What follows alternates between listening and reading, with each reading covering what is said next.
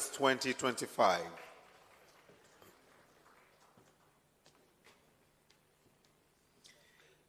Wanapopiga picha, naomba nimlete sasa the session chair, Dr. Fatma Waziri, or Dr. Waziri Fatma. Mheshimiwa Dr. Waziri Fatma, for the planning, financing, and cross-cutting issues on transport and investment. Karibu sana, you have the floor.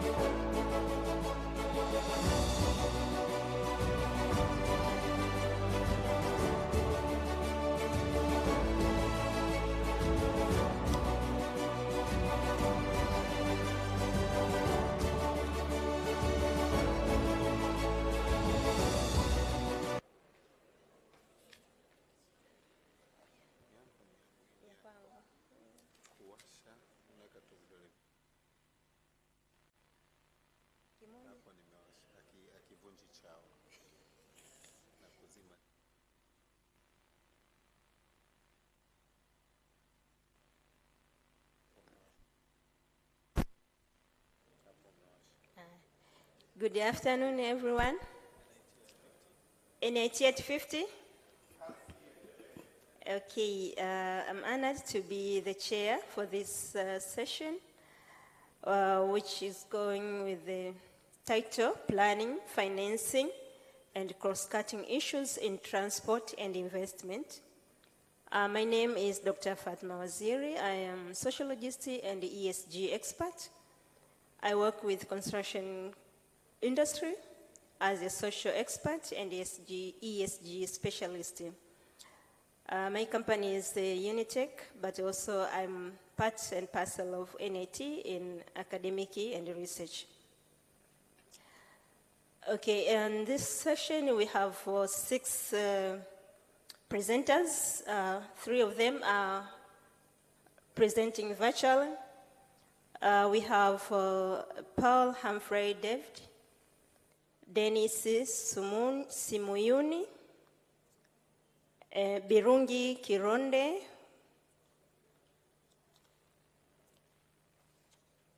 Neema Mariki, and Johanna Maiga. Now, may I call upon the one who are here right now, starting with Dennis. Oh, no, not Dennis. Birungi Kironde. Online, okay. Neema Mariki. If you are here, please, from Bandari College.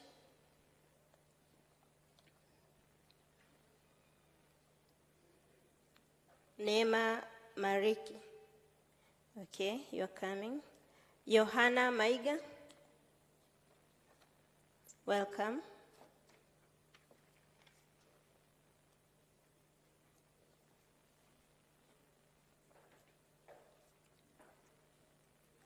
Paula Humphrey from Tongji, China.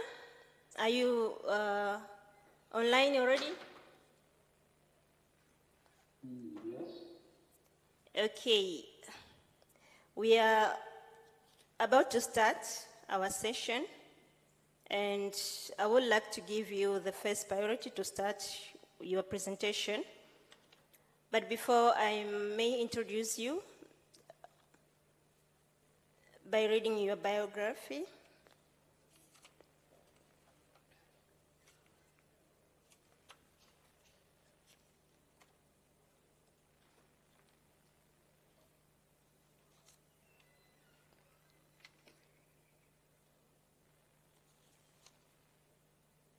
Humphrey. Olivari. Miss Monyap. Oh, yeah. Oliver John, you're here. Physical, please come on. Come in front, Olivari John. Anakuja, hajafika. Nomba hiyo yako.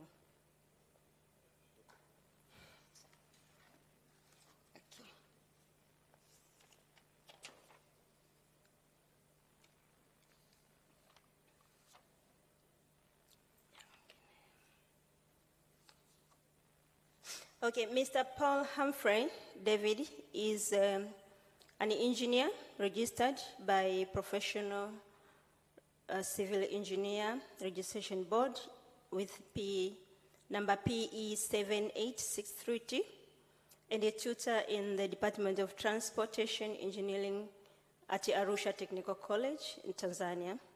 He's currently pursuing a PhD in Transportation Engineering at Tongji University, China, having earned a Master in Science in Traffic and Transportation Engineering from Beijing Jiaotong University, 2024. As a project planning and management from the Institute of Accountants, he took his master's in 2022 and BSc in Civil Engineering in Mbeya University of Science and Technology, 2017. His research interests include traffic engineering, intelligent transport system, electric and autonomous vehicles, construction management, and maritime, rail, intermodal transportation. Welcome, Mr. Paul. The floor is yours. Thank you. As you have identified, my name is Paul Humphrey David. Today I'm going to present about identification of critical non-value adding activities during implementation of road construction projects, a case study of Arusha, Tanzania. So the presentation will be divided into 4 parts. First is the introduction part, whereby we discuss about background, preliminary concepts, and the problem statement. The second part is the case study, where we discuss on the status of construction industry in Tanzania, Arusha City, and provide a glimpse about the reviewed literature. The third is methodology, which will discuss on the data collection method, analysis, results and finding, and discussion. The last one is conclusion, whereby we provide the concluding remarks, future research, recommendation, and references. Construction industry functions as a critical driver. Sorry, Humphrey. Sorry. Yes? Can you share your screen, please? I don't know. Yeah, you haven't shared it yet. Okay. Sorry. I thought I was sharing. Thank you.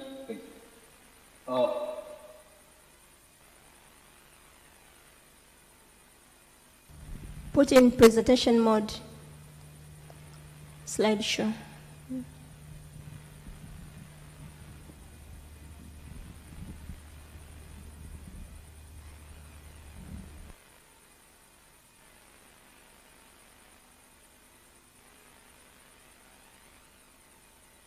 Okay. Today I'm going to present about the identification of critical non-value adding activities during implementation. Humphrey, sorry again. Projects. Humphrey, sorry again. You haven't shared it in presentation mode. It is not yet there.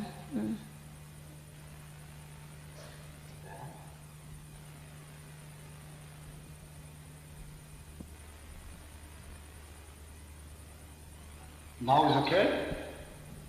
No.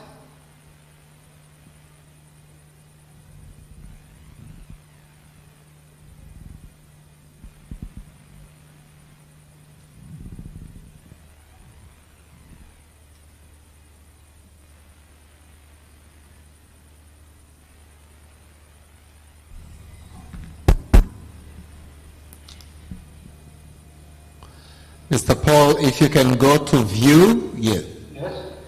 If you can go to, we want you to share in full screen.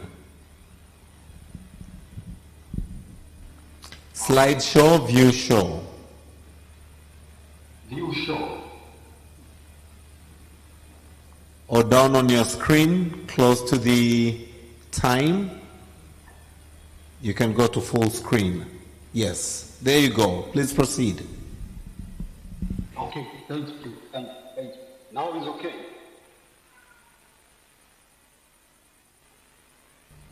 It's okay now, you can proceed. Okay, thank you. Today I'm going to present about the identification of critical non-value adding activities during implementation of road construction projects, a case study of Arusha, Tanzania. As we have discussed, the presentation is divided into four components: introduction, case study, methodology, and the conclusion. Construction industry functions as the critical driver of economic growth in developing economies and acts as a foundation for socio-economic progress. The sector facilitates infrastructure development and enhance the overall standard of living. As you can see in the figure, the construction life cycle is divided into 5 stages. First, we have initiation, whereby you conceptualize the project idea. And the second, we have planning, whereby you design the whole project in terms of drawings and the BOQ. And the third one is implementation and execution, whereby the road construction project is constructed based on the drawings. And we have performance and monitoring, whereby we are ensuring that what we have designed is the same or is similar as what has been constructed. Then last one is closing, whereby the project is handed over to the client. So all these 5 phases must be properly coordinated to ensure effective resource utilization in a construction project. So the preliminary concept of this study, first we need to define what value is. Value is anything a customer is willing and satisfied to pay for. It should meet the customer's needs at a specific price at a specific time. So value is normally defined by the consumer but created by the producer. So for our case, the producer is the construction team, which consists of the client, the consultant, and the contractor. What is a non-value adding activity? And is anything or any activity that consists of the project does not add any value to the final finish in structure or product. So for an activity to be a non-value adding activity, it should first consume resources, and second, it should not add any value to the finished product. To identify these non-value adding activities, especially critical ones, will provide valuable information that enable construction stakeholders and project managers to proactively mitigate the negative effects in advance. The problem statement. Generally, during the implementation of construction projects, non-value adding activities occur in various ways at each project phase. These issues contribute to reduction in the value of construction productivity, and also they reduce the project team performance. So, if non-value adding activities continue to prevail, then little accomplishment will be observed in relation to the capital efforts invested. So you will have inputs, but the output will be less in comparison to the inputs that is invested. Based on the literature review, we have 7 non-value adding activities that are commonly occur in the implementation of projects. First is defects. These consist of all the products, service, and documentation imperfections, non-conformance, or errors. Second is inventory, whereby you have materials supply in excess than the required to meet customers' needs. We also have over-processing, which is additional and unnecessary non-value adding operations or processes. The fourth one is waiting or delays. this is unproductive time or deliberate pause of execution.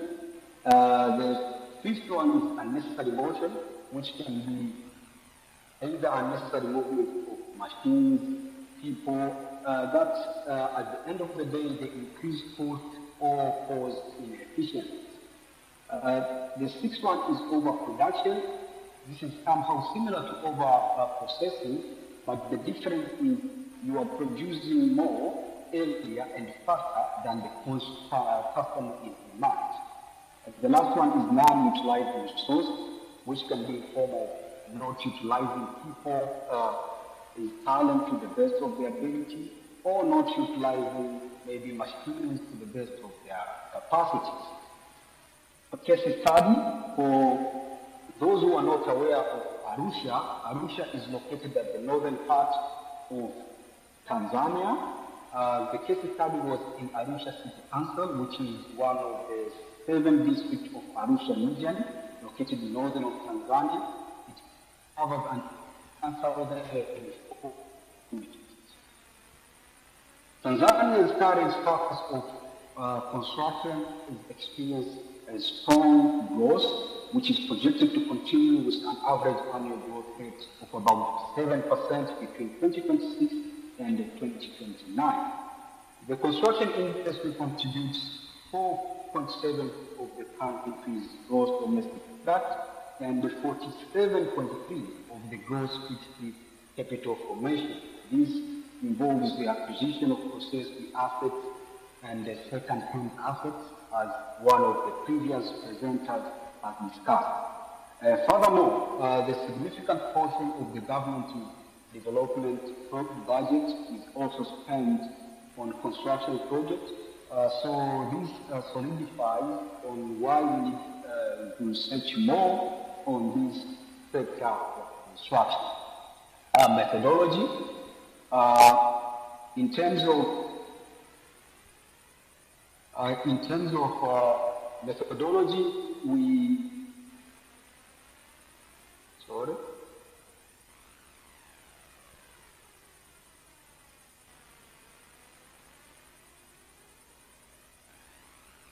in terms of methodology, in order to identify critical non-value adding activities, the focus was on the sequence of occurrence of that activity in construction projects.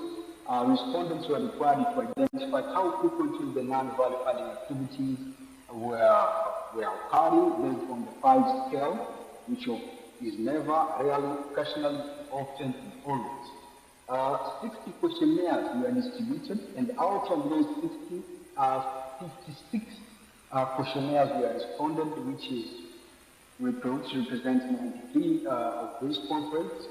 Organizations involved were Tarura, Town Roads, Arusha City Council, and TVA. The analysis part. The table illustrates demographic information of respondents in terms of their profession. We have civil engineers, technicians, up to procurement officers. Most of the respondents' work experience is from 6 to 10 years, which represents about 34%, and 11 to 15 years, which represents about 30%.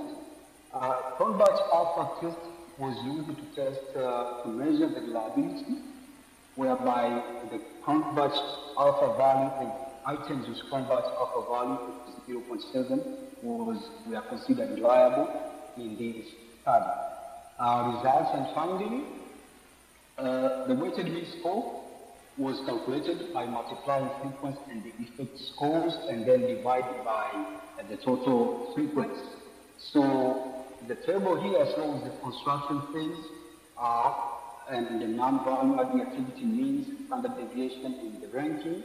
So for feasibility study, for instance, delays were identified as the most critical ones, followed by idle resources and defects. At the design stage, defects were identified as the most critical value, followed by delays and unnecessary movement, and so forth, so on. This is also a continuation of results and finding, whereby we have feasibility study, design stage, tendering stage, construction stage. So in terms of discussions, The study employed a mean score analysis in ranking critical non-value adding activities in road construction. The higher the mean, the most critical the non-value adding. This methodology has a limitation in terms of not identifying which scale was rated the most. So if I want to know if the Likert scale of number 3 was rated the most or not, I cannot identify by using the mean score analysis. But this is not a detrimental case in the identification of critical non-value adding activities, since the ranking of variables can properly be done by the analysis. To conclude, in a nutshell, non-value adding activities can be reduced in construction projects by practicing effective lean project management. This is by focusing on the essentials and eliminate all the non-essentials through maximizing values while minimizing waste in project execution. Here also, artificial intelligence techniques nowadays can also be employed to improve efficiency of lean project management process. Another method is to conduct frequent training to increase awareness, because most people or most construction stakeholders are not aware of the non-value adding activities. Also, adequate site meetings is very important. Here we need to be very critical because sometimes frequent site meetings also end up to be one of the non-value adding activities in road construction projects. Last one is sufficient supervision for the construction project. The study related to this can be employed in other regions outside Arusha region, in and outside Tanzania. This study has also employed mean score analysis, but future studies can use linear regression analysis to check for relationship between variables. These are the references. Thanks for listening. Okay.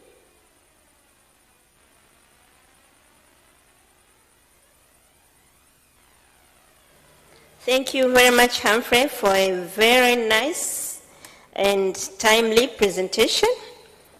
Non-value adding activities during the construction of roads is very crucial study that needed to be conducted in various parts where projects are implemented, but also delays during time of feasibility studies, tendering stages, site meeting, or insufficient supervision are very crucial concepts or activities that need to be studied more and find some solutions on that. Thank you very much. And we will receive some questions for Humphrey, and then he will take it time to answer them after all the presentation has been done. So now allow me to call the second presenter, Dennis Simuyuni, online again. Okay, Mr. Dennis, are you online already? Yes, I'm online. Thank you so much. I'm not sure whether the presentation will be beamed or I'm expected to share my screen. Yeah, you share your presentation. Okay, thank you very much, Mr. Dennis. Allow me to introduce you to the audience. Mr. Dennis Simuyuni is a project at Transide leading the Mobilizing Access to Maternal Health, MAMAS program in Zambia, with extensive experience in community health and project management. He focuses on improving access to maternal health care through strengthened community systems and innovative emergency transport solutions. His dedication has significantly contributed to reducing maternal and child mortality in underserved areas. In 2024, Dennis was recognized and shortlisted for for the prestigious Victor Simfuko Award at Transaid's annual showcase event, highlighting his outstanding commitment to healthcare access.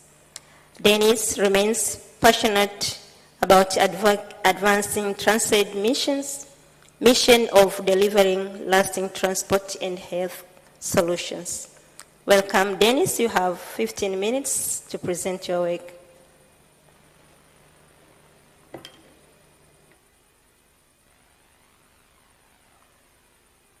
Thank you so much.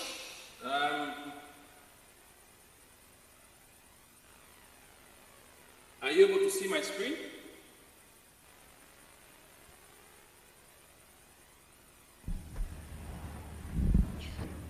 Hello?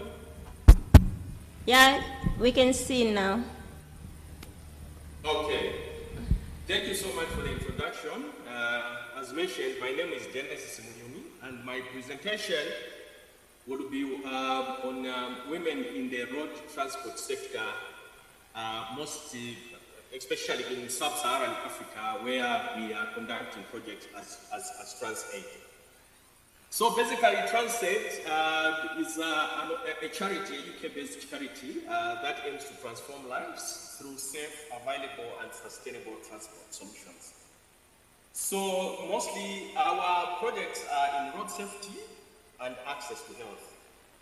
So within these two sectors or segments of the projects that we are currently we are implementing, we are going to focus more on women in transport, both as operators, also as customers or as clients. So the context to this is that globally, the transport sector, employs quite a number of people, but still dominated by men. Although there are quite a number of strides or rather advances to try and improve the number of women that are in the sector. There are quite a number of barriers, but for the sake of this presentation, we will focus on these three major ones, which is finance. It's very difficult for women to access finance. For example, if they want to, go in as operators, to have their own equipment or buses, it's difficult for them to, access finance, to be able to have their own assets to use in this business. Even in just as simple as maybe just owning a motorbike or a matatu, it's still difficult for them to access finance because of certain, attitudes that are attached to them. So attitude also is how we view as, communities, or rather, the world at large, how we view women. Also disadvantages them to be able to, venture into, into this, either owning their own businesses or just working those, in this transport sector. Because there's a belief that this is a male, sector that requires certain physique or maybe certain kind of character and so on and so forth. So this, really disadvantages, our women folks. The other one is gender stereotyping, where, they just this belief that there is not so much that they can do. Women are, fragile, they belong to the kitchen, and so on and so forth. So this also, makes it a bit difficult for them to actually venture into this sector. So as a project, with our experience, we are going to share with you a few, research results, or rather, the case studies that we have, gathered over time. Yeah, that actually, talks to, what we are trying to present. As a project, we have been trying by all means to try and encourage the partners that we are working with to be able to, have a very, fair approach in terms of recruiting, whether they are drivers, operators for buses, taxis, trucks, and so on, in their institutions. We are working with quite a number of institutions in sub-Saharan Africa, But notably, we can say that we're working with NIT and the ITC in Zambia, where we are, encouraging these institutions to make sure that we also encourage them to have a fair gender sensitivity approach in terms of training and giving opportunities to these ladies.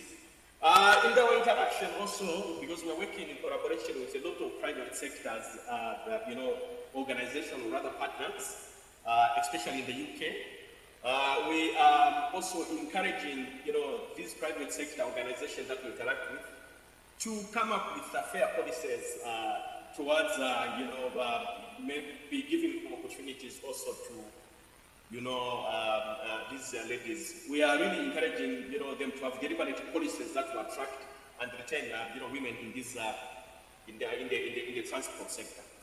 So this is just one of a picture that we took from one of our projects in Uganda, where, we're working with the institution there to train, and we were actually supporting, the training of the lady. So that is one of a picture of a lady that we were working with.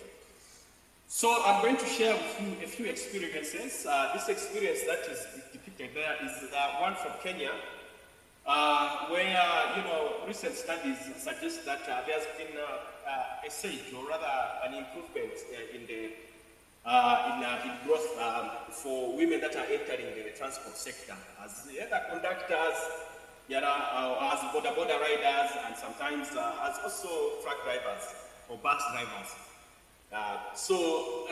Mainly our finding was that women were attracted to this sector because they felt that this sector was actually offering a flexible kind of arrangement in terms of them being able to balance their family chores, rather responsibilities of looking after their children and cooking and so on and so forth, and also being able to earn a living. So because when you are doing a border rider or a matatu rider, there's a bit of flexibility that allows them to be able to balance both. And women felt that this industry was good for them to go into because it offers some kind of flexibility. Also realized that some of them actually had carved out a niche for themselves because mostly people trusted women riders taking their children to school, for example, because them being mothers, they felt that there was a chance that these children would be in safe custody with the female riders. So those are some of the interesting issues that we got from the Kenya experience. And I'll jump again to a case study, or rather the project that we are doing in South Africa. We are implementing currently a project in South Africa, which is basically to make public transport safer for women as commuters who use public transport for commuting for every day from work or for different reasons to and from, and also operators. We have a number of women in South Africa that are in this business of transport.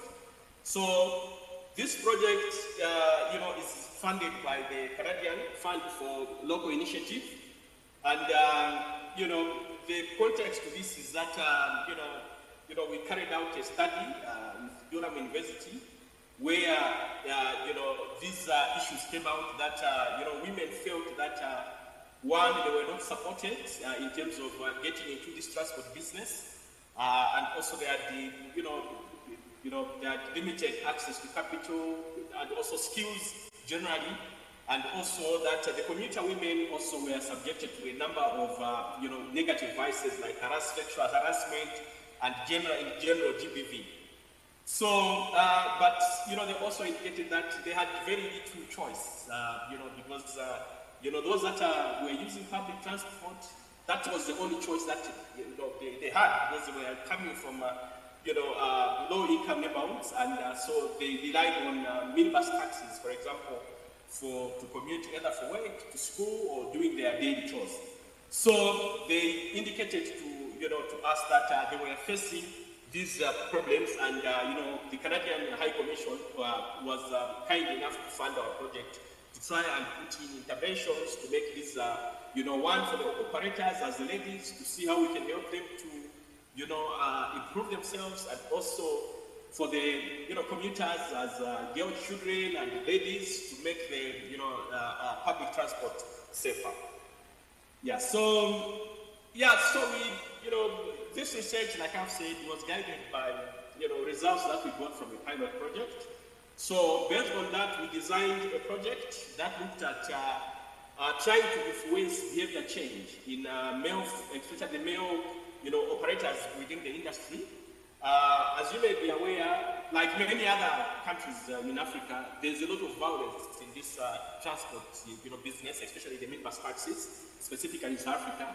The numbers are high, and so we felt that the best starting point would be to train, our male operators to be more humane, and also to give them knowledge, to equip them with knowledge, for them to understand what gender-based violence is, because we also realized that some of them did not even actually appreciate that, what they were doing amounted to gender-based violence, harassment, and so on and so forth.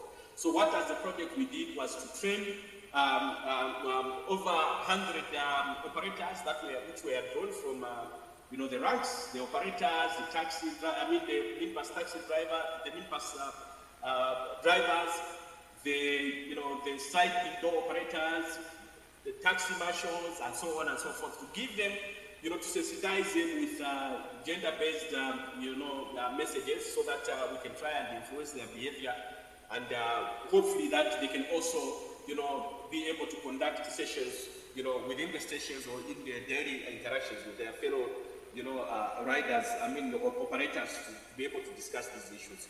So around this, we organized workshops where one of our partners, who was Sonke Gender Justice, were able to deliver these specialized trainings to support, these associations. So also, as one of the initiatives, we developed also what we are calling a safe taxi charter, which displayed, gave the commuters, a chance to have a look at, to understand their rights. So basically, the charter will has their rights. It outlines what the rights are for the passengers, the obligation that the operator has, and also it gives them a platform where they can access numbers that they can report any negative vices that would happen to them whilst on their journeys. So we also printed stickers. If you can see in that slide, that is one of our staff actually sticking placing a sticker in the minibus taxis, which says "Speak Out," and there you can see on your far right there's some kind of a QR code where a passenger can scan and also be able to access numbers, contact numbers, hotlines for the police, helpline, and also other resources that are relevant to the issues that we are trying to advocate there. So this project, like I've said, it's in progress, and up to date we have 9 associations have signed up to our project with a total fleet of over 1,000 taxis, and they have committed to adopting the sub-taxi charter. We have sensitized over 100 operators, like I've said, on GBV matters, and we are in the process now of actually training champions. We are planning to train about 34 champions, and these champions will be stationed in the taxi ranks, who will be acting as side posters, where commuters should be able to go to them and report any GBV issues in case they encounter one. So we are also in the process of coming up with a tool which we are going to use in terms of our survey, to be able for us to do the data analysis, because we'll be doing also interviews, surveys within the stations and the buses, to just understand if there has been any impact based on the interventions that we have crafted for the project. So we faced quite a number of challenges, but more predominantly you know, the taxi industry in South Africa is, you know, there's a lot of insecurity and rivalry within minibus taxis, and partly because we were taught, we understand is because some of the areas, trains are no longer function, so these associations of bus operators fight for turf. So this has led to quite a number of fatalities, including death, actually. Interestingly, some of the women that we are working with have reported to us that they have ventured into this taxi business because of you know, their husbands were killed in these rival wars, and they were forced to inherit these businesses based on that.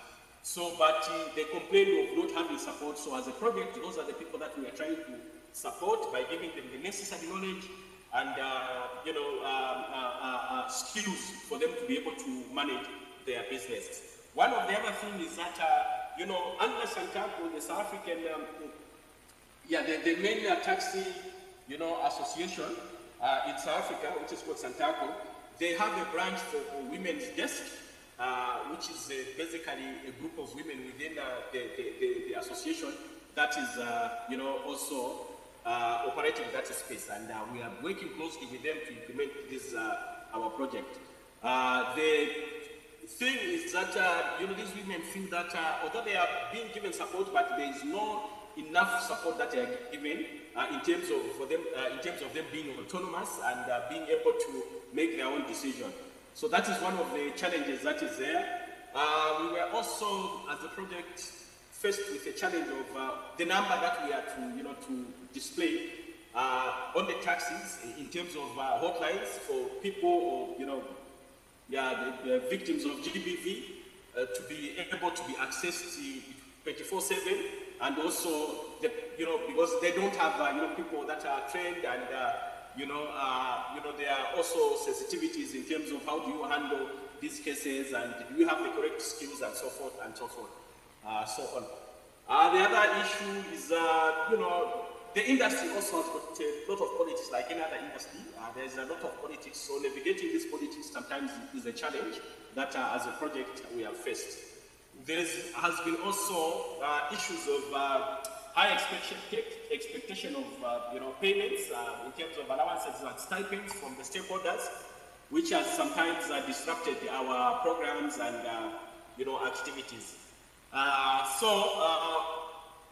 The challenges are actually many, but we have just, I'm just highlighting the main challenges that we have faced. And our next steps for now, like I've mentioned already, we are in the process of training champions, and we are also completing our survey 2, and we are also discussing with one partner that wants us to add on a very important aspect of the project of installing cameras in the buses so that we can monitor, one, the passengers, you know, themselves, and also focus on the driver, the operators, because there are concerns that you know, it's not safe, you know, there are robberies and so on and so forth. So just to protect that, you know, to have security, we are talking with one of the partners for them to be able to, you know, to install cameras, and also with the hope of also including telematics in the near future.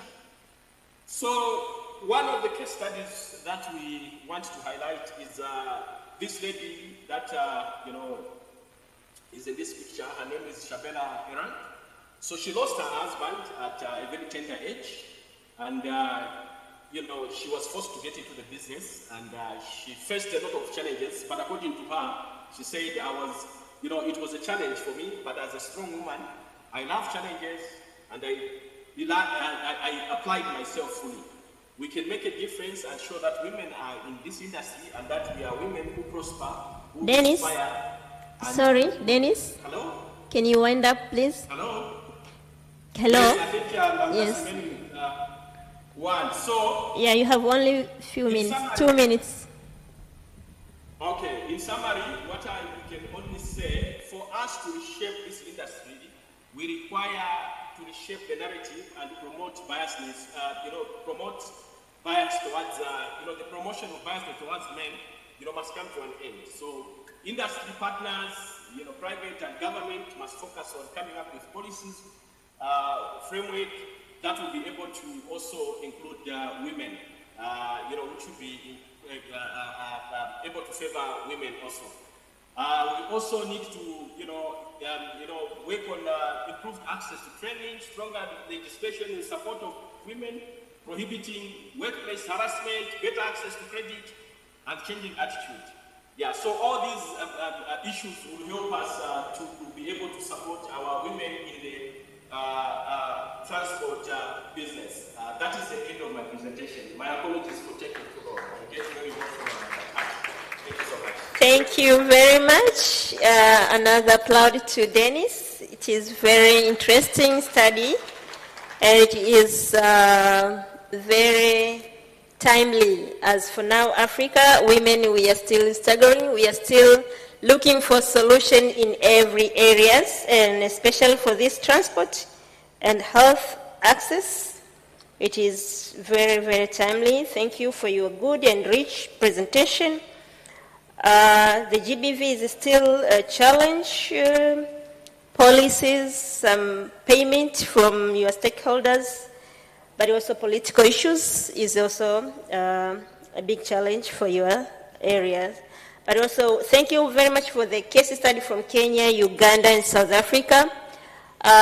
We welcome you to do also in Tanzania, because we also want to experience how women are navigating in transportation industry.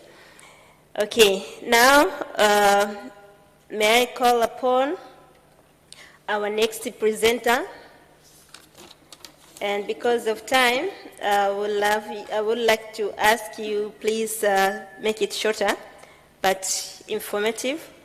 Now it's time for Dr. Oliver John. He's here with us. Dr. Oliver John is going to present a topic on the adaptability, moderating effects on the links between aggressiveness in maintenance on track congestion, Tanzania ports experience. Dr. Oliver John is a principal instructor at Bandari College, Tanzania Ports Authority. He holds a Bachelor of Computer Science from Dalhousie University, Canada, a Master of Science in International Transport and Logistic, and a PhD in same field from the University of Dar es Salaam, as well as an MBA in Corporate Management from Zumbe University. With a vast expertise in transport, logistics, and management, Dr. Oliver is committed to advancing academic excellence, research, and consultancy, while contributing to the sustainable development of Tanzania's maritime and logistics sector. Welcome, Dr. Oliver.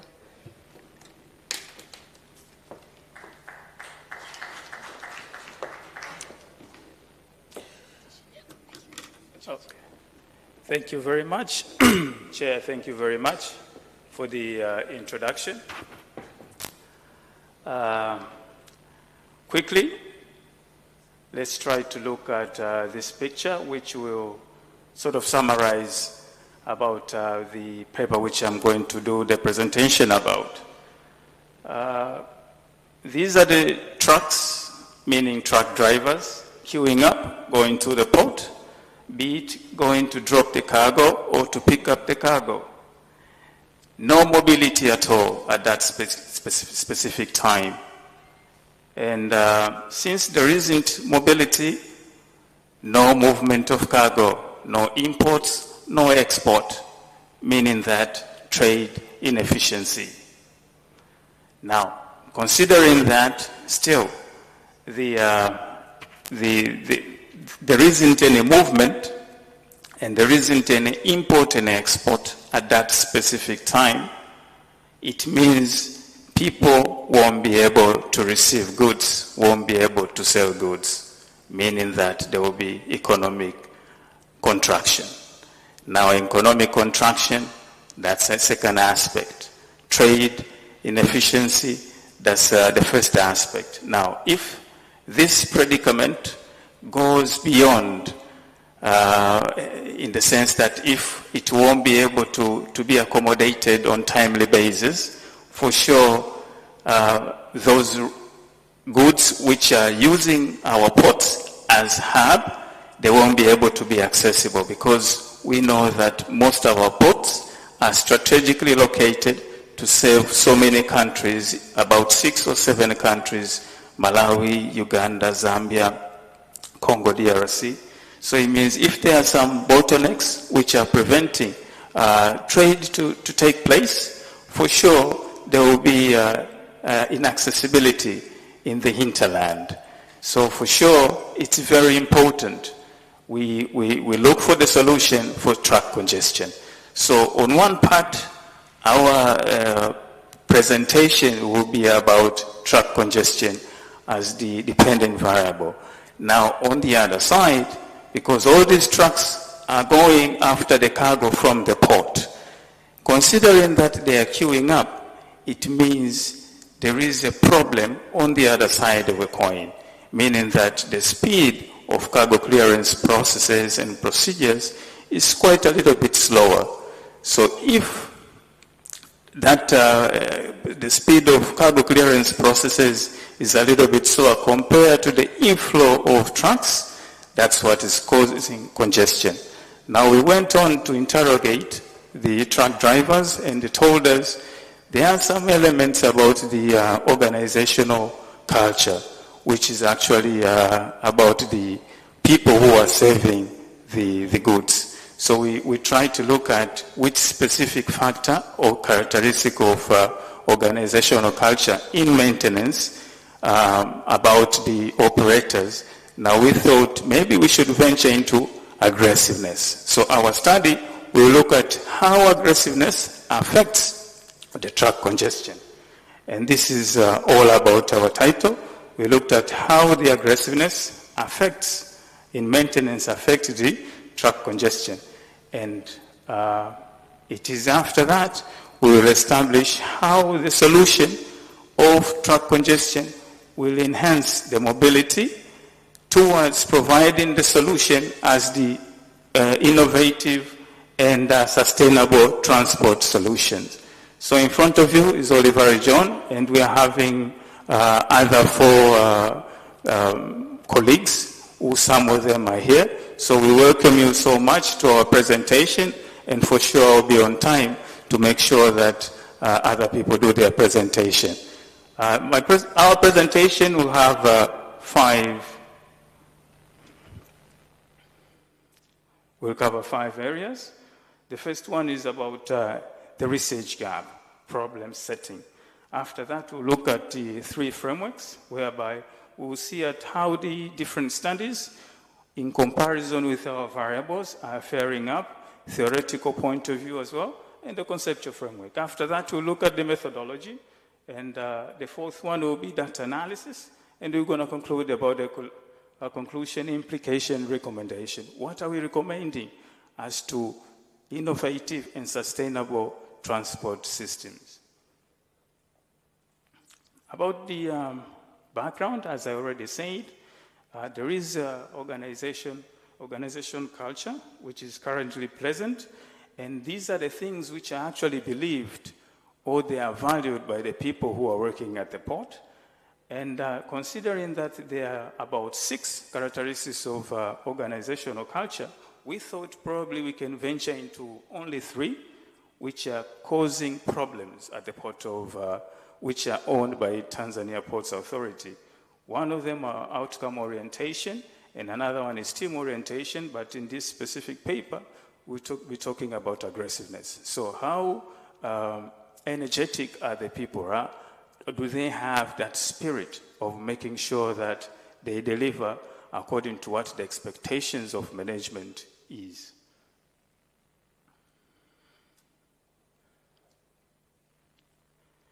So adaptability, we thought there is an important aspect of having adaptability as one of the aspects in our study, because we know port business is an international business, which is changing on day-to-day basis. It's quite dynamic in the sense that even customer preferences are changing every time. Technological devices are changing, even the equipment that is changing. And even right now, there are some elements of changes in terms of how the management used to be, and right now we are going to having some sort of partnership between public and private partnership. So such changes, they need to be adaptable. People, they have to understand, they have to be very open, they have to be very flexible. So we thought having adaptability, it's quite important to see how it fares up in the sense that it moderates the relationship between aggressiveness vis-a-vis the truck congestion, just like they were explained before. So we look at statistical data. You can clearly see that from UNTAD 2023, the year 2018, this year 2018, the worldwide TEUs were about 780 million TEUs. But that one is worldwide. But looking at Tanzania, it was 0.705. But after 5 years down the road, you can see the growth.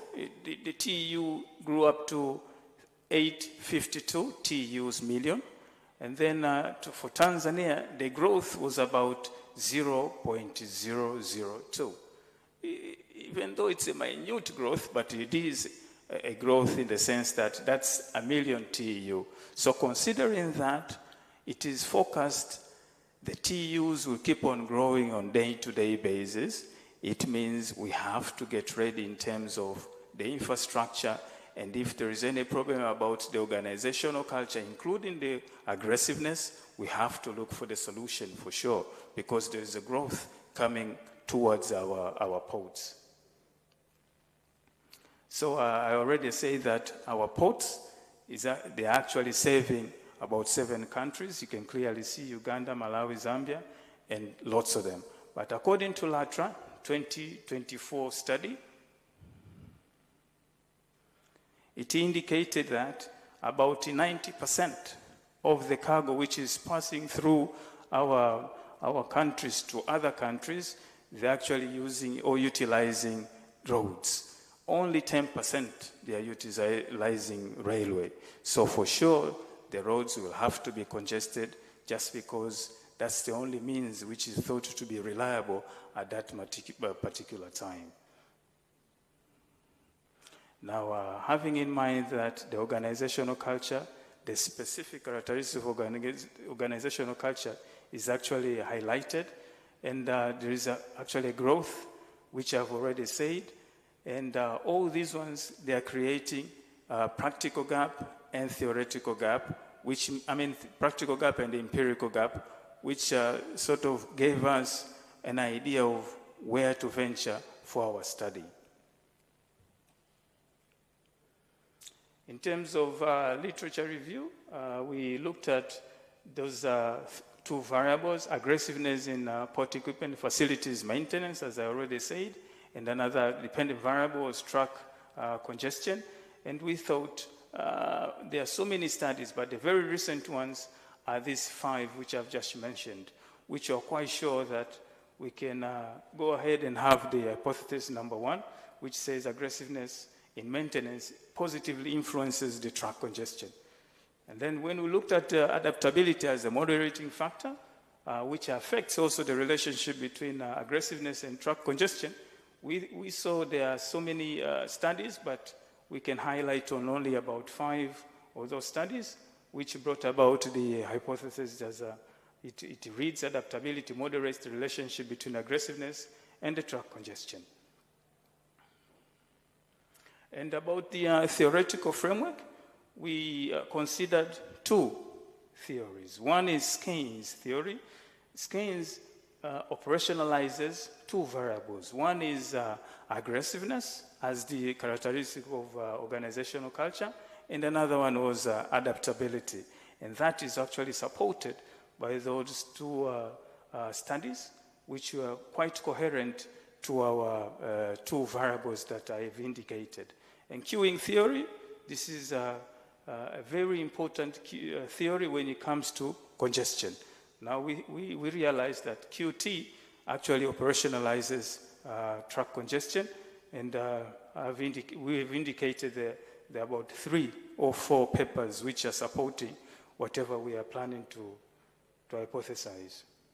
Right? 5, okay. Oh, anyway, so since I don't have time, philosophical, in terms of research philosophy, we thought apart from choosing the interpretism, critical realization, and others, we opted for positivism. The same applies to the design. We thought we should go for deductive as opposed to abductive and inductive. Explanatory design, we thought we should go for that apart from explanatory and experimental and the other designs. And the study was quantitative. I'll go very quickly. We plugged in the formula because our total study population was 2536. We got the samples 334. And the regions we used, Dar es Salaam, Mtwara, and Tanga port. We plugged in the formula to get the sample of each specific ports.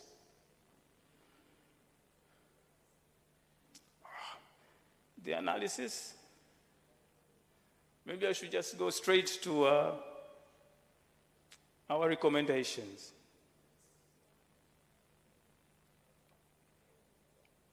Yes, the first one is the conclusion. The first one is based on the observations, the interrogation to truck drivers, we realize there is an important key that there should be an improvement on regular engine operations, which is not currently done, technical maintenance and repair works, along with robust inspections should be scheduled and conducted efficiently, because currently it's actually, yes, they are done, but not efficiently and not using the technical expertise. And there should be application of conduction monitoring for prediction of failures.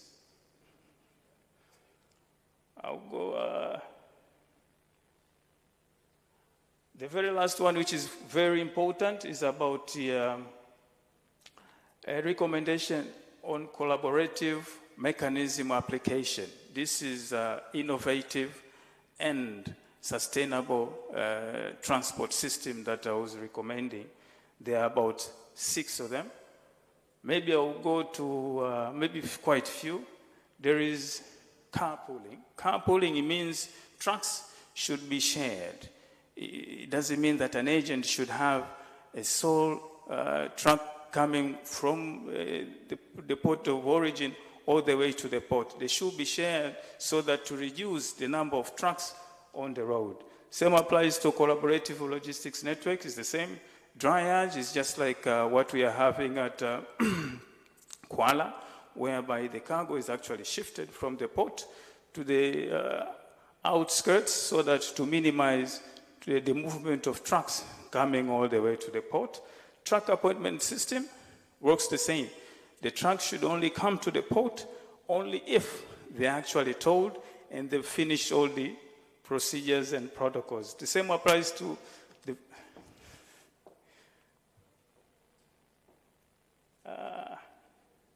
well, since I don't have time, I would say I will explain a lot during the questions. Thank you very much. Good luck.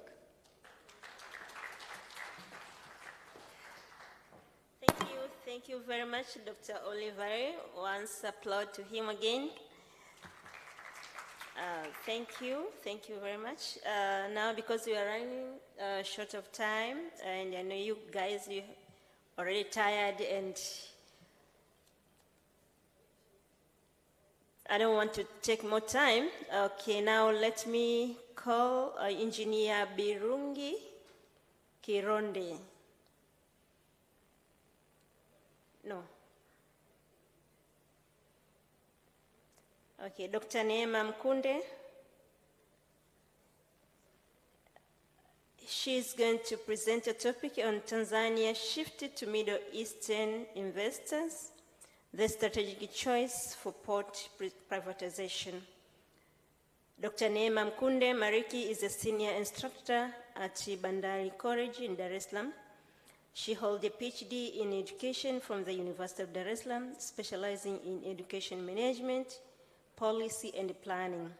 She earned a Master of Arts in Education from the University of Dar es Salaam 2013 and a Bachelor of Arts in Education from the same university 2009 with major in Political Science and Public Administration and Kiswahili. Her research interests include education policy, management and equality with practical focus on education management and the marine industry and project management. She is here now to present her topic on Tanzania's shift to the Middle Eastern investors, the strategic choice for port privatization. Welcome, Dr. Neema.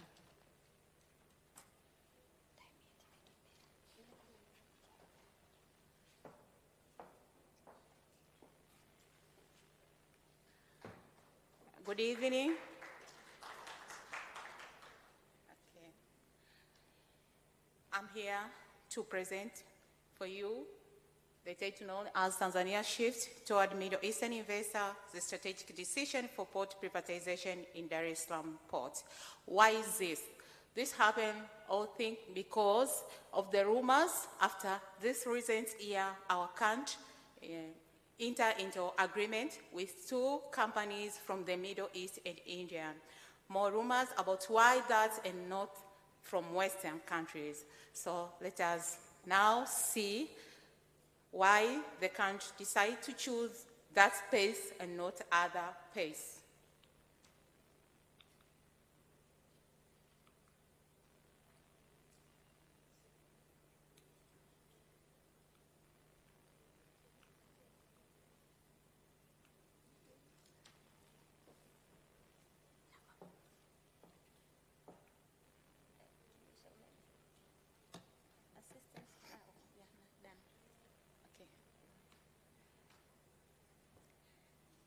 The presentation will be in 5 contents, starting with introduction, methodology, resultant discussion, finding, conclusion, and recommendation. Starting with introduction, say that in the global port sector has transformed significantly due to increased private sector involvement and new management model emphasized by the World Bank, that is PPP model. And Tanzania maritime infrastructure reflects this PPP model by shift in port management and international relations by 2 agreements made in this recent year, one with DP World from UAE and another agreement with IDAN International Port Holding to manage the container terminal at the same port of Dar es Salaam Port. As we know, the Port of Dar es Salaam is the vital gateway for East Africa, handling about 95% of Tanzania international trade and assisting another landlocked countries, neighbors, to import and export goods from the country like Rwanda, Burundi, Uganda, Mozambique, Congo, and other countries. Due to even that, Tanzania, they have that huge opportunity to save that country, but Tanzania has struggled to optimize its natural resources due to inadequate infrastructure and outdated equipment. This is resulting in long ship waiting times, high base operations, congestion, and increase of the cost. Due to that situation, Tanzania needs to mitigate that challenge by urgent need investment in infrastructure to improve the operation, and that was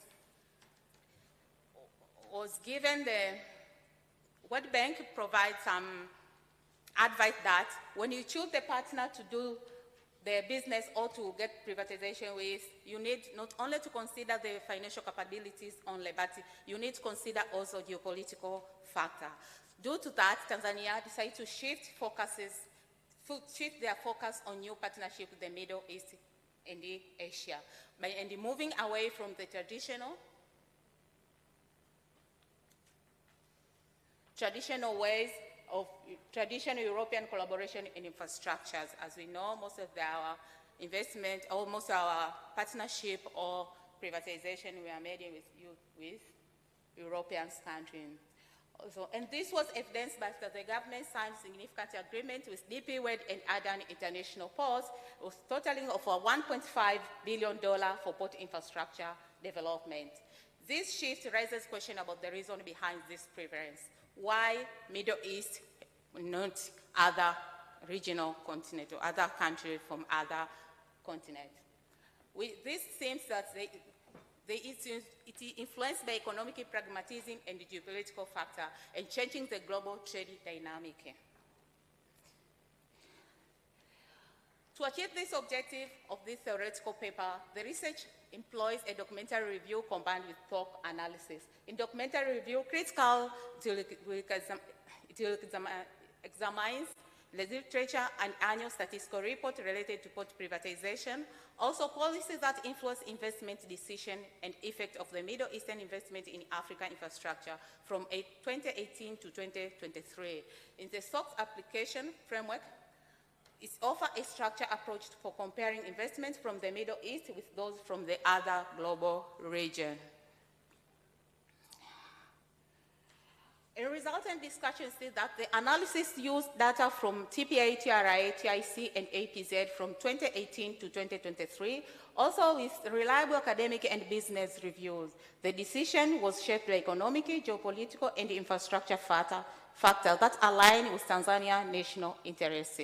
Starting with economic benefit analysis, we see that Tanzania trade data reveals strong economic reason for shifting focus to Middle Eastern investors in different parts. In trade volume distribution, data show that there are over 93% of Tanzania imports, such as container, general cargo, motor vehicle, and vessels, come from the Middle Eastern, Chinese, and Indian, and other Asian countries.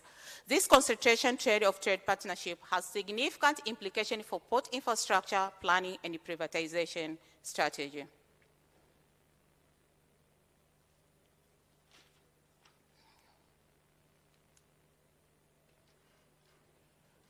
As you see, the general cargo imports by region is shown there. As economic benefit analysis we get from Middle East, it shows that the data show that 96.5% of general cargo originated from the Middle East and Asia, while only 3.5% comes from Europe, America, and other countries. As you already see the table there, you see that Europe transport only 0.7%, USA, Canada, and Mexico 2.8%. And most of the cargo is from China, India, Far East, and Middle East. That there was a reason Tanzania decided to make partnership with the one who are making business with. When you look at the issue of vessel traffic, according to statistics data from 2028, 93.5% of vessels docking at Dar es Salaam port originated from the Middle East and Asia, while vessels from Europe and America accounted for just 6.8%, as the table illustrated below. You see there, 12.8% is from Middle, Far East, 53.8% is Far East, 5.8% is from India, and China is 20.8%. But only 4% and 1.9% is from Europe, USA, and Canada. Not only in import and export, but also in each of the port revenue impact. As according to data, it shows that about 89% of total port income is in 2023 up to 89% of total of income is from Middle East. This is grown from 76% in 2018. And this trend highlights the economic rationale for collaborating with investors from this region who understand their specific needs and operation pattern. As we know, our revenue is collected from import and export goods. So the one who imports more is the one who can collect revenue from them.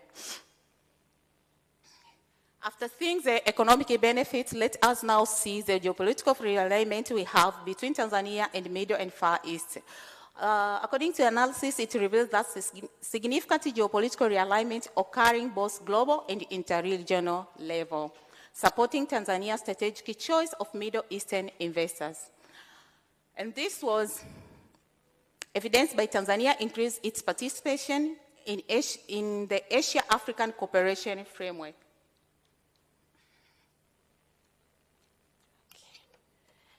For instance, in 2023, Tanzania export amounted to $7.4 trillion, while its import from Asia market exceeded to $21.2 trillion. And the Middle East supplies a significant portion of Tanzania petroleum gas import, particular energy and fuel and commodities. As we see, we are making business with these Gulf areas. We import and export, and most of companies of oil, gases is from these countries. Not only that, but also most of the infrastructure investment in developing countries came from UAE, Saudi Arabia, and Qatar. For instance, Tanzania government, we have the partner with DP World now to operate the port of Dar es Salaam. Not only that, we have the company known as Aramco of Saudi Arabia, has invested in Tanzania oil project over the past 3 years and plans to expand oil storage at the Tanga and Mtwara port. So the good thing for the Gulf countries are enhancing diplomatic engagement with emerging economy while remaining neutral in West relation tensions.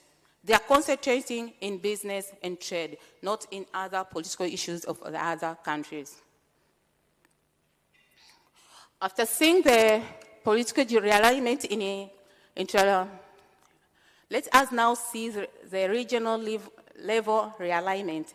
Tanzania enhancing its regional development strategy by improving port infrastructure and the connectivity, particularly of the port of Dar es Salaam. This includes modernization efforts dredging for large vessels and investment in technology for greater efficiency and sustainability. This improvement was done in order to enable the port of Dar es Salaam to be a vital logistic hub to connect East Africa with Asian markets. And the Dar es Salaam port, due to that, the Dar es Salaam port was recognized as a key route transportation good to landlocked national. Not only that, but in regional realignment, Tanzania tried to collaborate with East African community members to develop complementary transport infrastructure, highlighting the corridor importance. Also in this agreement or realignment, we have the Indian Ocean Trade Corridor. This is a key transit hub for goods between Asia and Africa, making it as a vital partner of East African national. This corridor has strengthened Tanzania economic ties with the Middle Eastern market by export of gold, copper, and agriculture products. Due to that, make Tanzania to become the UAE fourth largest trading partner among non-Arabic African countries in 2022. And this highlights the growing economic interdependence between these countries. After seeing the discussion, let us now see what we found in this result and discussion. According to data, Middle East and Far East dominate general cargo bulk imports in Dar es Salaam port. Not only that, but the number of vessels underscores the importance of trade with them and substantial profit generated. As we see, more than 93% of the vessel dock at Dar es Salaam port is from Middle and Far East. About 89% of port revenue from Asia is from Asia and Middle East because it's the one who imports more compared to other country regions. Not only that, but the level of commitment from the partner in the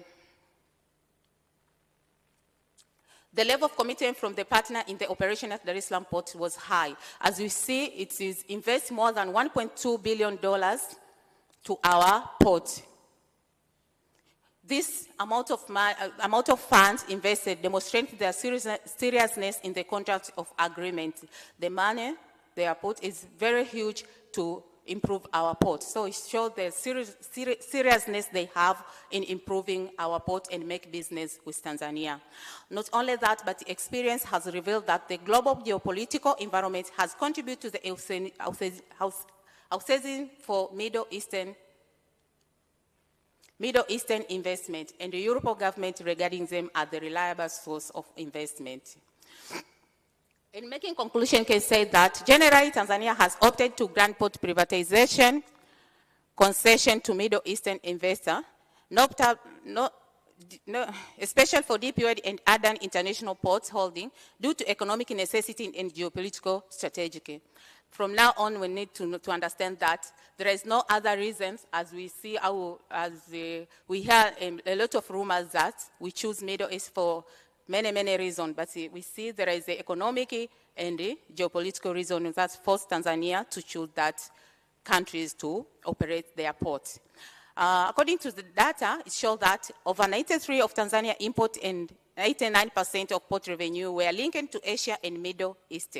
This enabling this investor to better meet market needs. Sometimes we say that you can do the business someone who know, who understand your market and you understand what they need from you and what you need from them.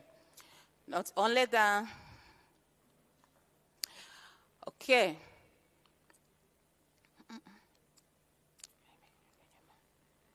Okay.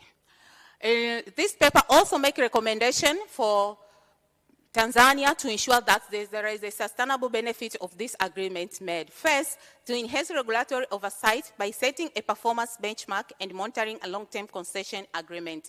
Also, to integrate continual trade flow analysis into concession planning for better alignment with market demand.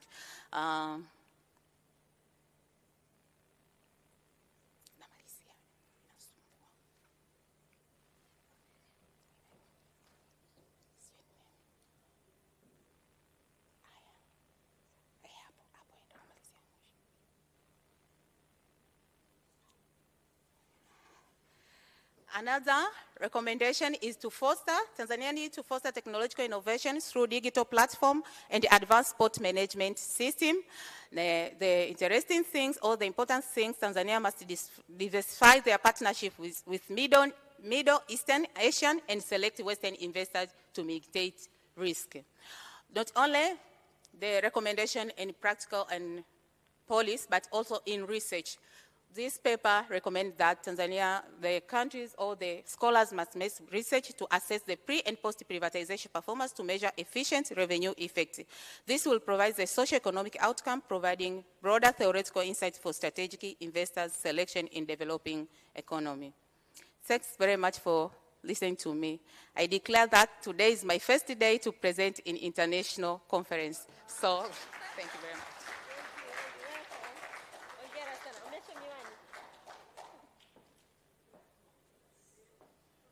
Congratulations, Dr. Neema. Another applaud for her, please. That was a very powerful presentation, and you have given us very timely and accurate information about our port and the privatization.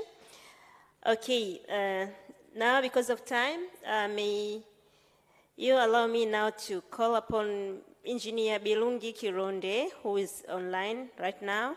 Engineer Birungi, can you hear us? Okay, you're connected already.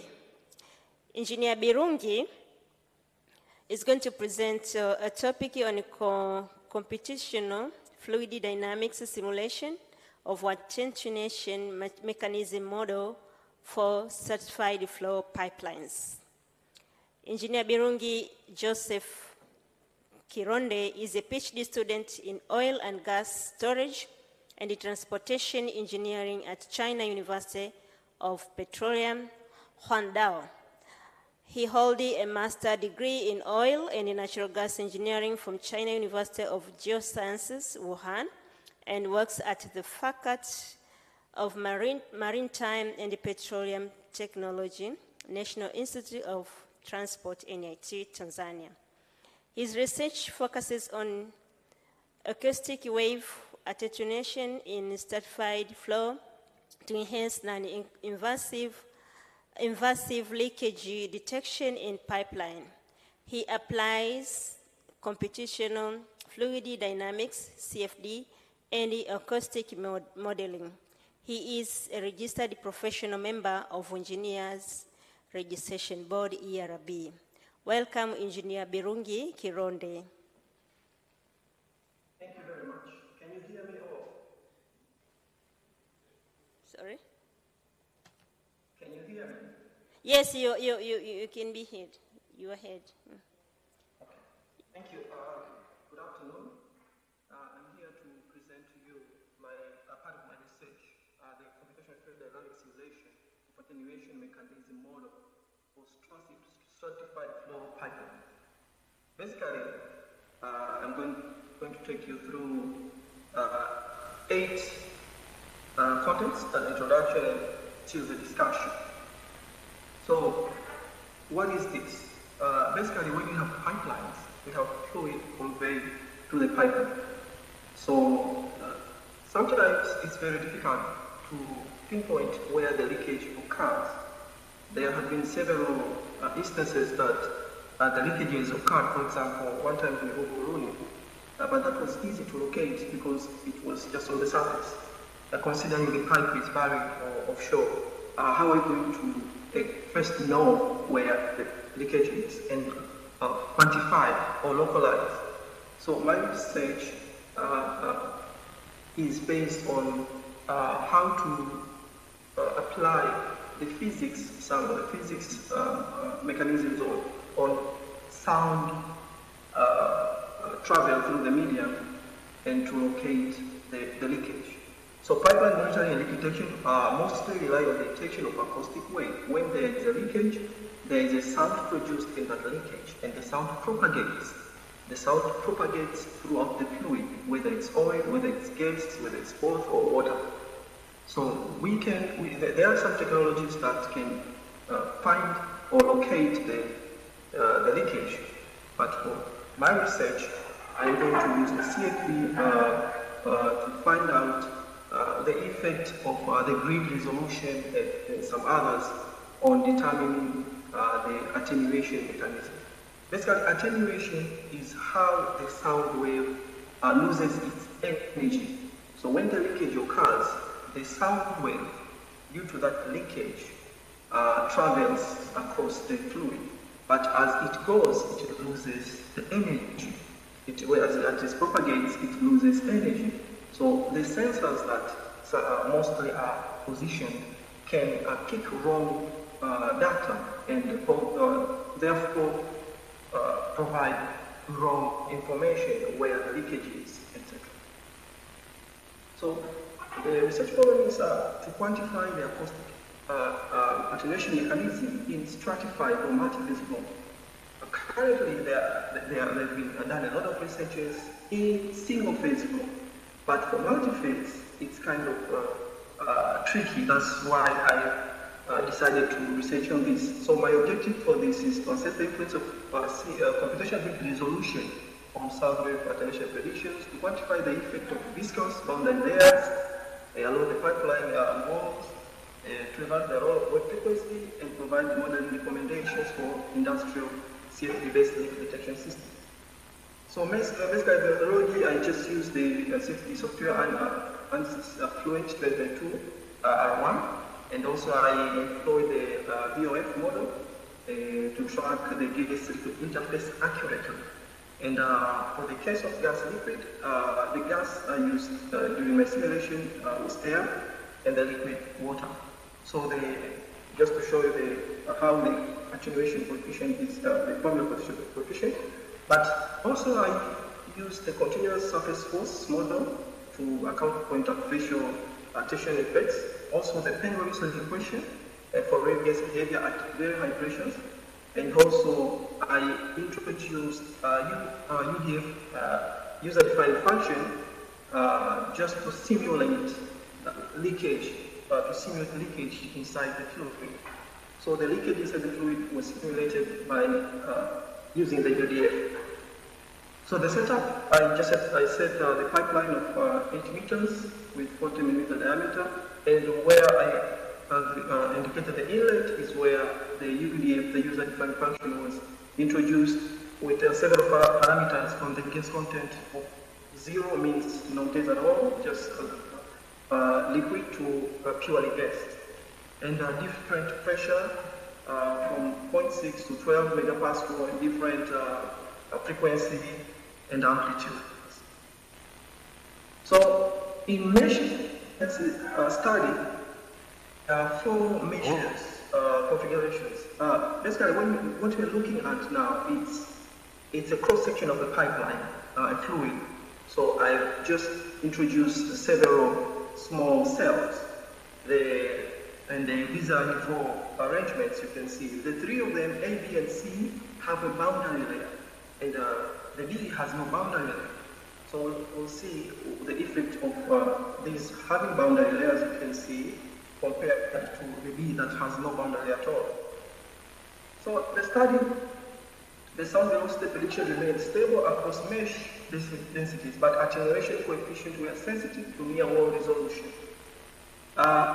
Neglecting the boundary layer led to significant underestimation of attenuation. So as I mentioned, attenuation is how the sound wave loses its energy when traveling. So you can see the so-called grid number 4. This is yellow. This is it is not like the other 3 grids, and this grid number 4 is the one with no boundary layer. So when we neglect boundary layer, I've seen that we are going to have the significant underestimation of attenuation. So it is a must to have the boundary layer considered. So the results, the high frequency experienced up to 30% high attenuation. That means that when a fluid is traveling and there is a high frequency of the flow rate, that we will have more attenuation. This confirms that viscous effects in the near-wall region are dominant mechanisms for energy loss, and the boundary layer modeling is essential for realistic CFD simulation of wave attenuation. So, how to validate this?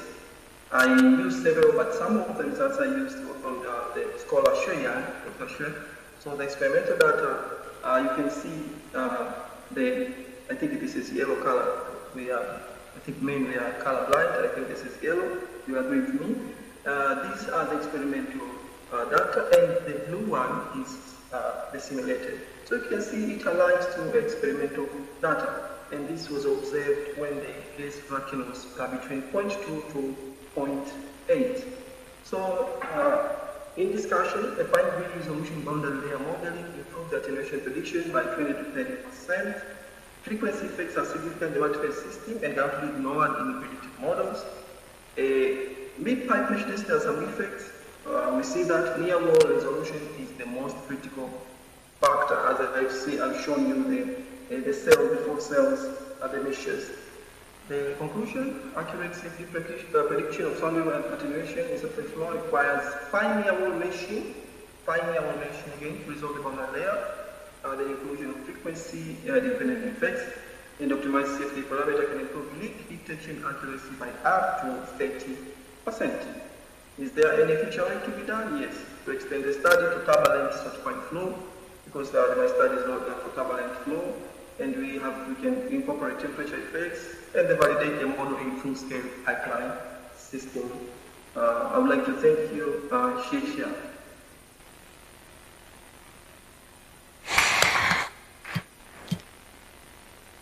That is the end of my... Thank you very much, Engineer Birungi Sheshenia. Okay, now because of the time, let me prepare our final presenter for today, Dr. Johanna. And thank you, Birungi, for your good presentation on attenuation mechanism model to save the energy, the loose energy, but the recommendation you have provided and the future study, we're waiting to see more on the final conclusion, but currently the study is well informing us, and we are looking for the computational fluid dynamics and question modeling to ensure that those leakages are well mitigated before the risk is becoming a problem. Okay, now let me introduce our next presenter, Dr. Johanna Maiga.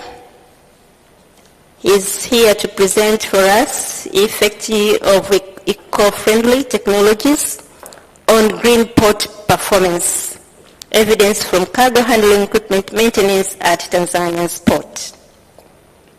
Dr. Johanna Maiga is a principal instructor at the Tanzania Port Authority Bandari College and formerly served as a senior lecturer at the Tanzania Institute of Accountants, where he also held the position of head of research and external linkages. He held a PhD in mathematics and statistics from the Pan-African University, PAU, and the Jomo Kenyatta University of Agriculture and Technology, which with research focused on modeling the dynamics of cholera epidemics. His research interests span time series forecasting economic growth modeling and applied statistics. Dr. Maiga has published extensively in peer-reviewed journals and has contributed to several national consultants projects for institutions such as TACAIDS. His works has received a total of 70 citations on Google Scholar. Welcome, Dr. Johanna Maiga. Thank you. Yeah, thank you. Few minutes. Good evening, everyone. Yeah, as I was introduced earlier, I'm Johanna Maiga from Bandari College, Dar es Salaam, which is the department under Tanzania Ports Authority.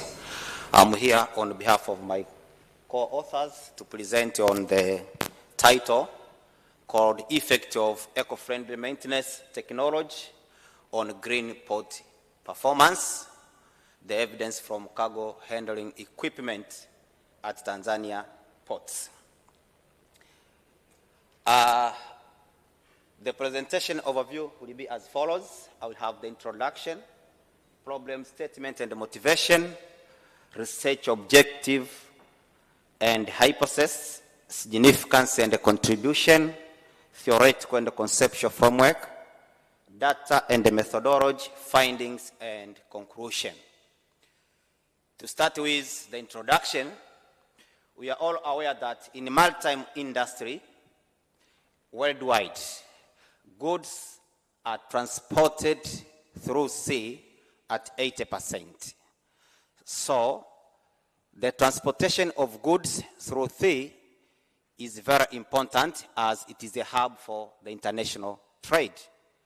But moreover, we know that in developing countries where Tanzania belongs, we have exports of goods and imports of goods through sea. So in our daily operations, the imports of goods is at 61%, while 55% it is at the exports. And the movement of all goods worldwide through sea is depending on the cargo handling equipment. Therefore, the use of unfriendly and technology in the maintenance of this cargo handling equipment will lead to 3% of the green greenhouse emission. Now, the problem statement and the motivation.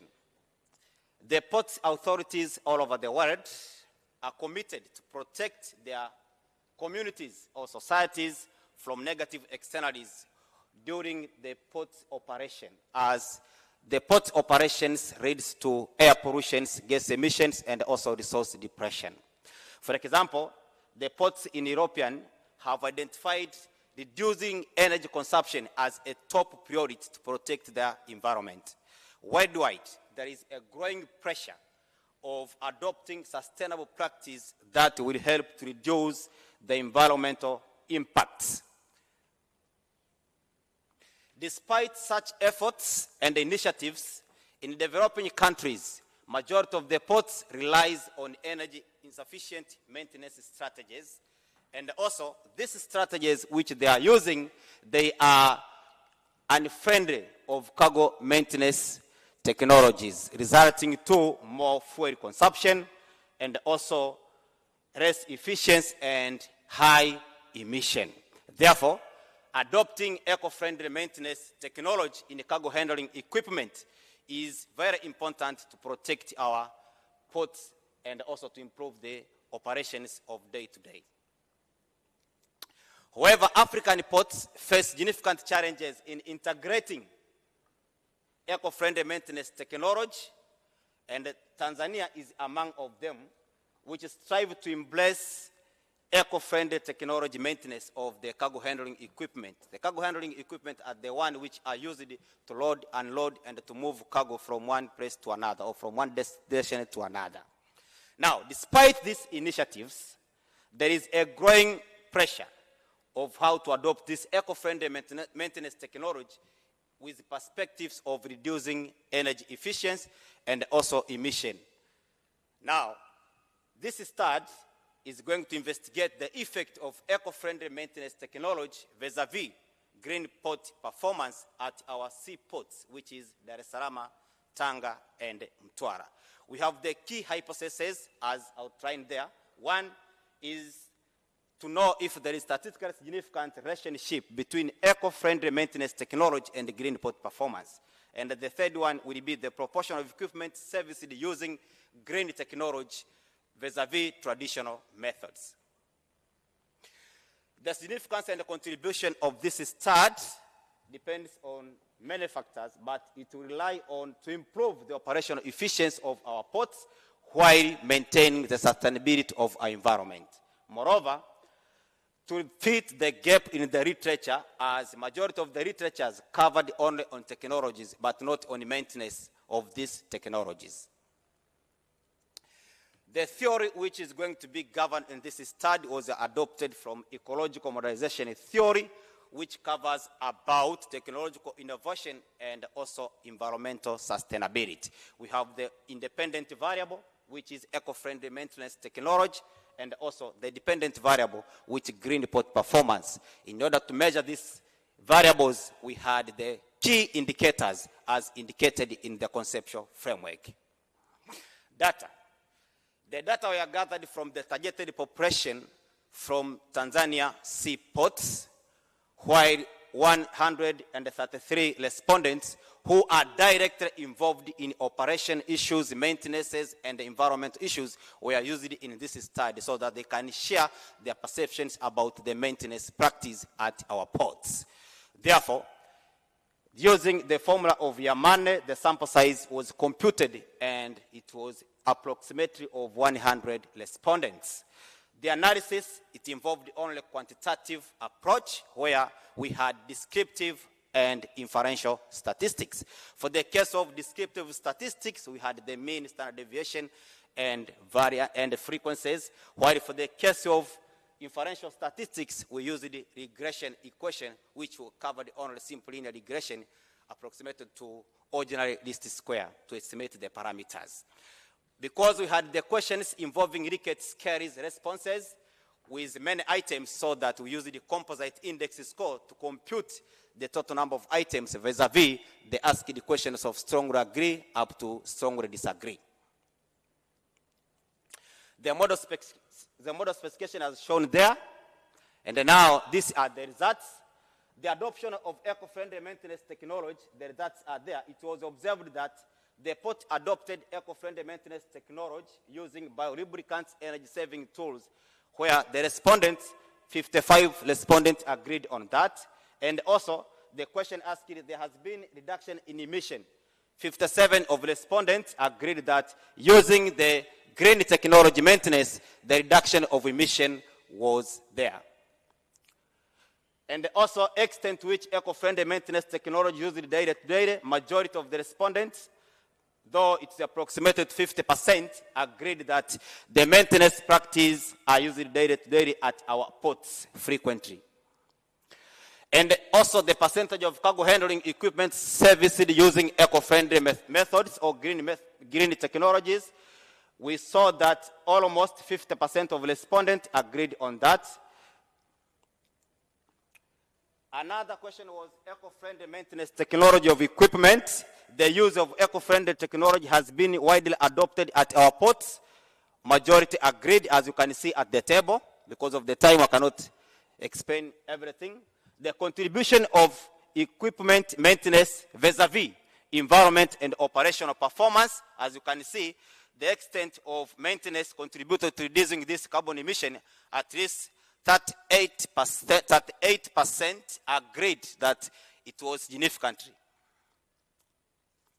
Fuel consumption and breakdown of our equipment, the question asked that, and it was observed that because of the fuel consumption and breakdown after maintenance, it was shown that decreased slightly at 35%. Also, the green port performance, which is our dependent variable, the question asked about regular maintenance, reduced fuel consumption and cargo handling equipment.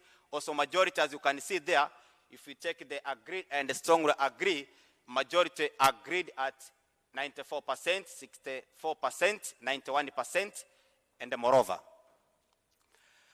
But for the case of regression analysis, we tested the hypothesis and we saw that the eco-friendly technology maintenance was not statistically significant to a green port performance. It means there are other factors contributing to that.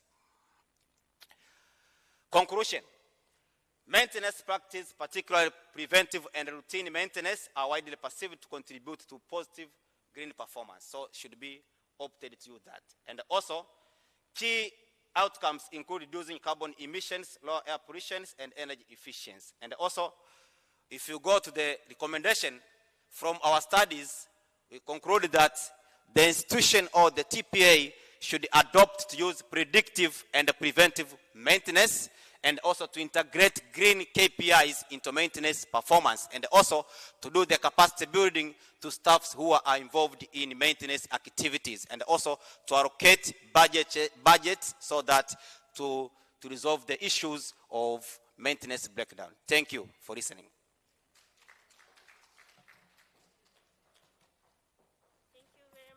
Thank you very much, Dr. Johanna.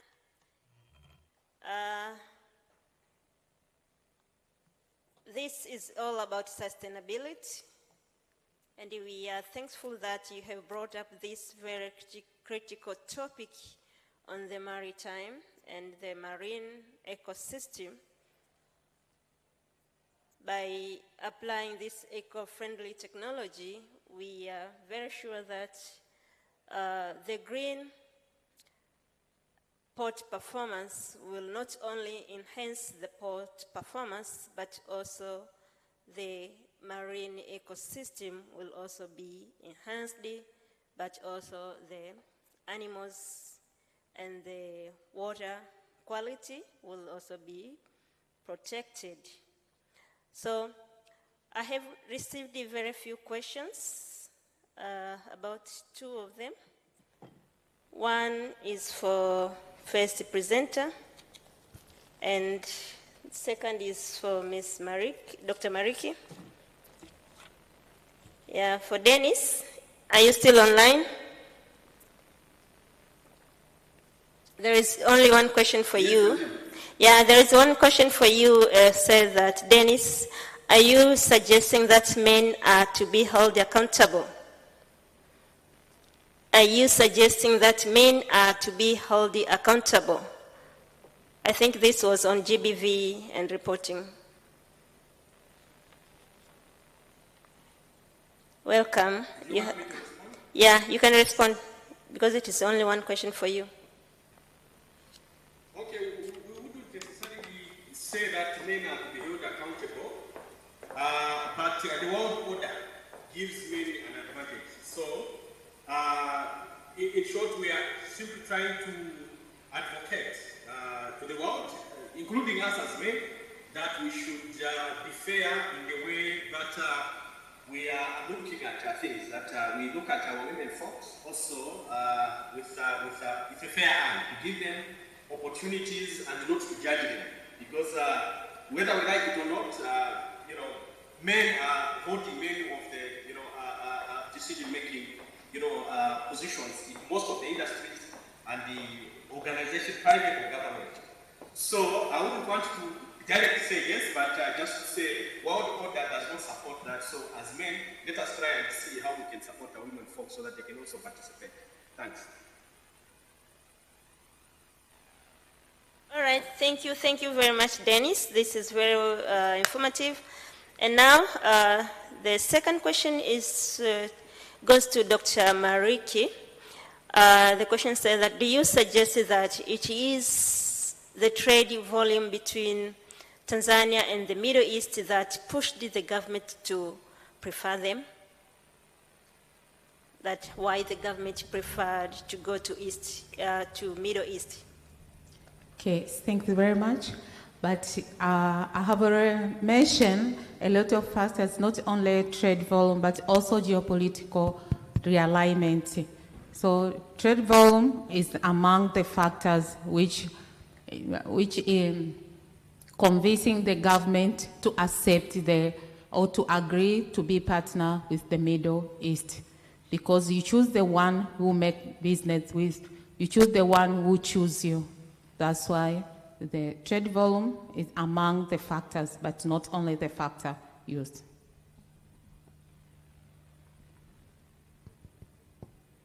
Thank you very much. May we stand up, all of us, because we are... Oh, we have questions from the floor? No more, because on my app, I don't have more questions.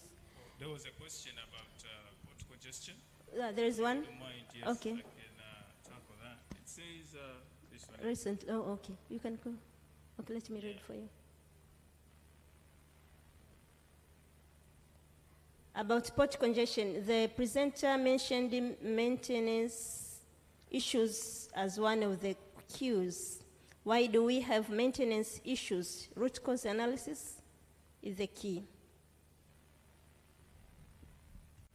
Yeah, my response would be the paper wasn't about maintenance issues. It was about the organizational culture in maintenance or in maintaining port equipment and facilities. So as one of the characteristics of organizational culture, it was seen as prudent to focus on the aggressiveness. So it was aggressiveness in port equipment and facilities maintenance. So it wasn't purely about maintenance issues, but it was rather about aggressiveness, meaning that there wasn't that vigor, there wasn't that drive, there wasn't that assertiveness towards maintenance of port equipment and facilities. As a result, it's sort of deaccelerating the speed of processing cargo clearance processes. So it was thought the speed of clearing the cargo is what is affecting the inflow of trucks coming to pick up the cargo or dropping off the cargo. So it wasn't entirely about the maintenance. Thank you very much. Thank you very much, Doctor. MC, the floor is yours. It's good to have the floor, ladies and gentlemen. Let's give them a big round of applause as they come to the center of the stage for a group photo.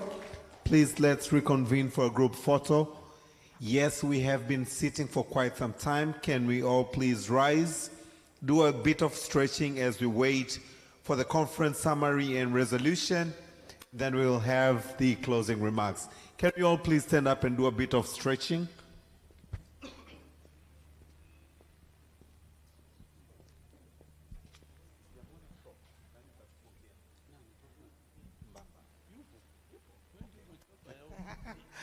Okay, let's put our both hands up. Let's stretch. Let's stretch. Let's bend to the right. Please comply, right and not left. Let's bend. You know, when you put your hands up, it's not your hands that go down, it's your waist that you bend. Let's go to the left. We hold our fist, put it at the back, both hands, and let's bend to the back. Hands up. Let's go to the front. Excellent. With your hands up, give your neighbor a high five. Give your neighbor a high five. Very good. Let's please take your seats. Asante sana. Recognizing the presence of our council chair, Professor Mbamba, who will also give us the closing remarks. May I have the honor now to invite the rapporteur to take us through the what transpired today as well as the resolutions. As we wait, I will take, are you ready? They're projecting. Excellent.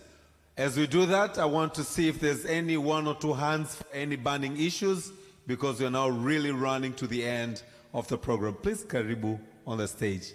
When your presentation is ready, we will give you the floor. Is there any burning issue from the floor? Any burning issue? Any burning issue? I'll pass the mic to you. Anyone with any comment, observation, contribution? Okay, so this is good. There's one hand. Can I have the presentation? Karibu. If you can stand up. Okay, good evening. First of all, I'd like to congratulate the committee for the good work and very well-organized conference. I just have like one or two comments, which I think maybe it will be taken for next year conference. Number one, I was impressed with the presenter from US, Professor Sandor. Yeah, so I recommend presentation like that, which are solution-driven, to be shared in the platform like this. I'm not discouraging the academic presentation, but I think the solution-based presentation. So, having said that, I think maybe by next year we'll have more presentation like that, which will inform the country, because we are not here just to get points or something like that. We are here also to support or to help the government to take actions. That's one. The second, I advise the organizing committee at least to extend the number of stakeholders. I had like a minute to talk with, I think Dr. Muya. And what I advise that in transport sector, there are a number of stakeholders, I think, which their contribution will add input in improvement of the transport sector. So in the coming conference, I think the committee will do the stakeholder analysis to analyze and to support other key stakeholders. For instance, I was expecting to see here the TABOA, or the Truck Owners Association in Tanzania. They could contribute something in this platform, in the platform like this. But only contributing, this also they can be the donor or the sponsor to the platform like this, because what we have discussed here for these 2 days, actually also it add something in their business, for the technologies and something like that. Thank you so much for accommodating me here. Wish you all the best. Thank you very much. Over to you, Mr. Rapporteur, with the what has transpired. Your slides are ready. From this, we'll see if there's any other thing that has been left out. We'll give 1 or 2 room for that, and then we'll be able to now have Professor Mbamba, the chair, to do us with the honor of closing, postponing the conference to the 4th one. Karibu, Rapporteur. Thank you. Thank you very much. Thank you for being with us since yesterday in this 3rd International Conference on Transport, Logistics and Management. Mine is very simple. I know that, guys, you are tired. Since yesterday you have been here, you have been hearing many presentations, powerful ones, and today we are kind of concluding the conference. Actually, the purpose of this conference is to share ideas. And after sharing ideas, we know where we do good, where we do bad, and where we improve, and where we go well. And a team of rapporteur has been capturing each and everything which was happening here since yesterday. And today, as a summary, I want to take you through the summary, and then at the end of the summary, the team of a rapporteur and some other experts have come up with resolutions. I'm thinking that when we reach to the section of resolutions, we shall actually show you the resolutions, and in case there is any participant who thinks that one of the resolutions or one or two or more has to be modified or has to be deleted, or there is any other resolution which has to be added, then the room will be there. Because of limited time, we won't allow so much of the discussions, because we have done a lot of discussions throughout when the papers were being presented. And just when we give you an opportunity, just say specifically what do you want to change in that particular resolution. With that in mind, then let me start by, am I controlling the slides? So somebody there should be controlling.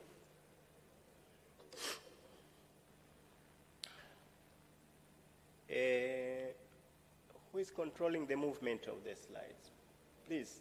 So we started, actually I've divided this presentation into three. The opening ceremony, which I talked of yesterday, all the protocols in this particular session, and then there were keynote speakers. The first day we had 3 of them, today we had 2 of them, which is totaling 5 keynote speakers. And paper presentations, actually I call them technical presentations. Yesterday we had 6 and today we had 14. So we have a total of 20. So you can see that the total presentation is almost, it's not almost, it's exactly 26.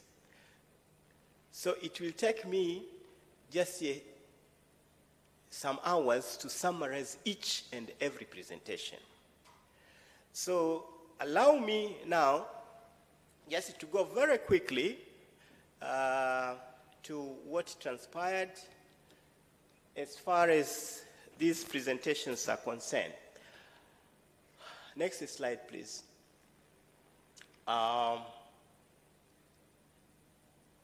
Somebody controlling, or should I don't know. Oh, okay. I can, no, I'm going with the middle one, okay. Oh, so in this conference, we have 5 sessions. The first session is dealing with the transport infrastructure design practices, construction, and related technologies. Yeah.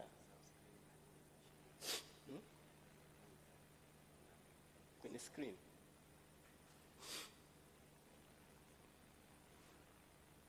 Oh, on the screen. This point. Okay, we had the 5 sessions. The first one was yesterday, and the second one was yesterday. Transport safety for secure mobility.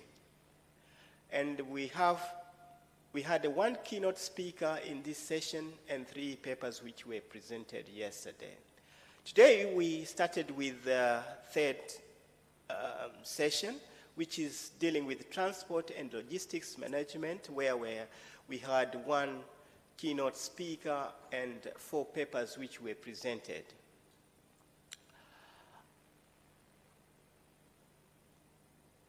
No.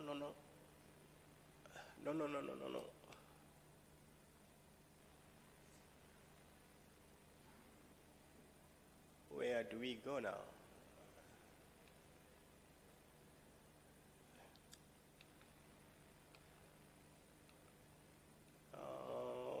I want to go to the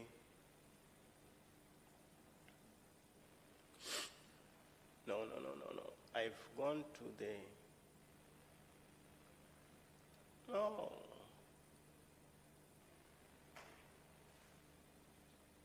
Can you please go back?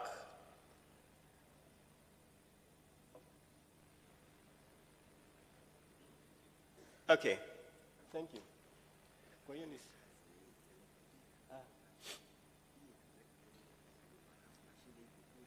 Sasa nafanyaje? Sasa hii ndio napeleka nyuma. Hii hapa. Mbele hapa. Okay,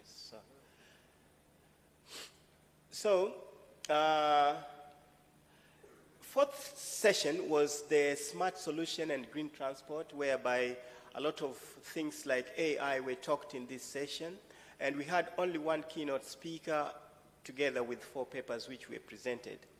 And lastly, we had the 5th session, whereby it is called Planning, Financing, and Cross-Cutting Issues in Transport and Investments. So here we pounded 6 papers. So yesterday we had this opening ceremony. I don't want to repeat it so much because a lack of time, and I shall just take you through the slides. We go to the, let us go to the day 2. As this is the end of day 1. Yesterday I talked about it, and day 2 today we started with registration, networking, and breakfast in the morning, and we had the session 3. This session was chaired by Professor Sando, and we had one keynote speaker who spoke about stakeholders' perspectives on autonomous shipping. This is Professor Konin from Norway. And technical papers which were presented today in the morning is the influence of strategic risk management on timely delivery of goods along the global transport support chain, continuation by Maagi from CBE. And the second paper was determinants of implementing sustainable logistics practices in Tanzania, a case of Dar es Salaam City, whereby this paper was presented by Nicholas Ngawe. And the third paper is inclusive transport system for energy economies, a case study of multimodal transport in Tanzania. This one was presented by Eliusta Haule. And the last paper at that session, before having the break, was the impact of port congestion in carbon emission from China, US. This was an online shipping route by Professor Lee. Then we had a break and we came up with session 4, which is actually the smart solution and green transport chains chaired by Dr. Omar Mashi. And the keynote speaker was one in this session, talking about AI and its role in transportation and logistics. This is Professor Mark Andrew from Canada. And then we had a first presentation, which is modeling and the behavior control points of monitoring the urban road networks with intelligent transport system in developing countries. This paper actually was presented by Martin Luther, and other smart solution in transport in Western Kenya. This presentation was from Kenya, a case study from Western Kenya. This was presented by Wamalwa. And solar-powered PV transport in Tanzania, and scoping review by Dr. Juliana from the COET, UDSM. And then we had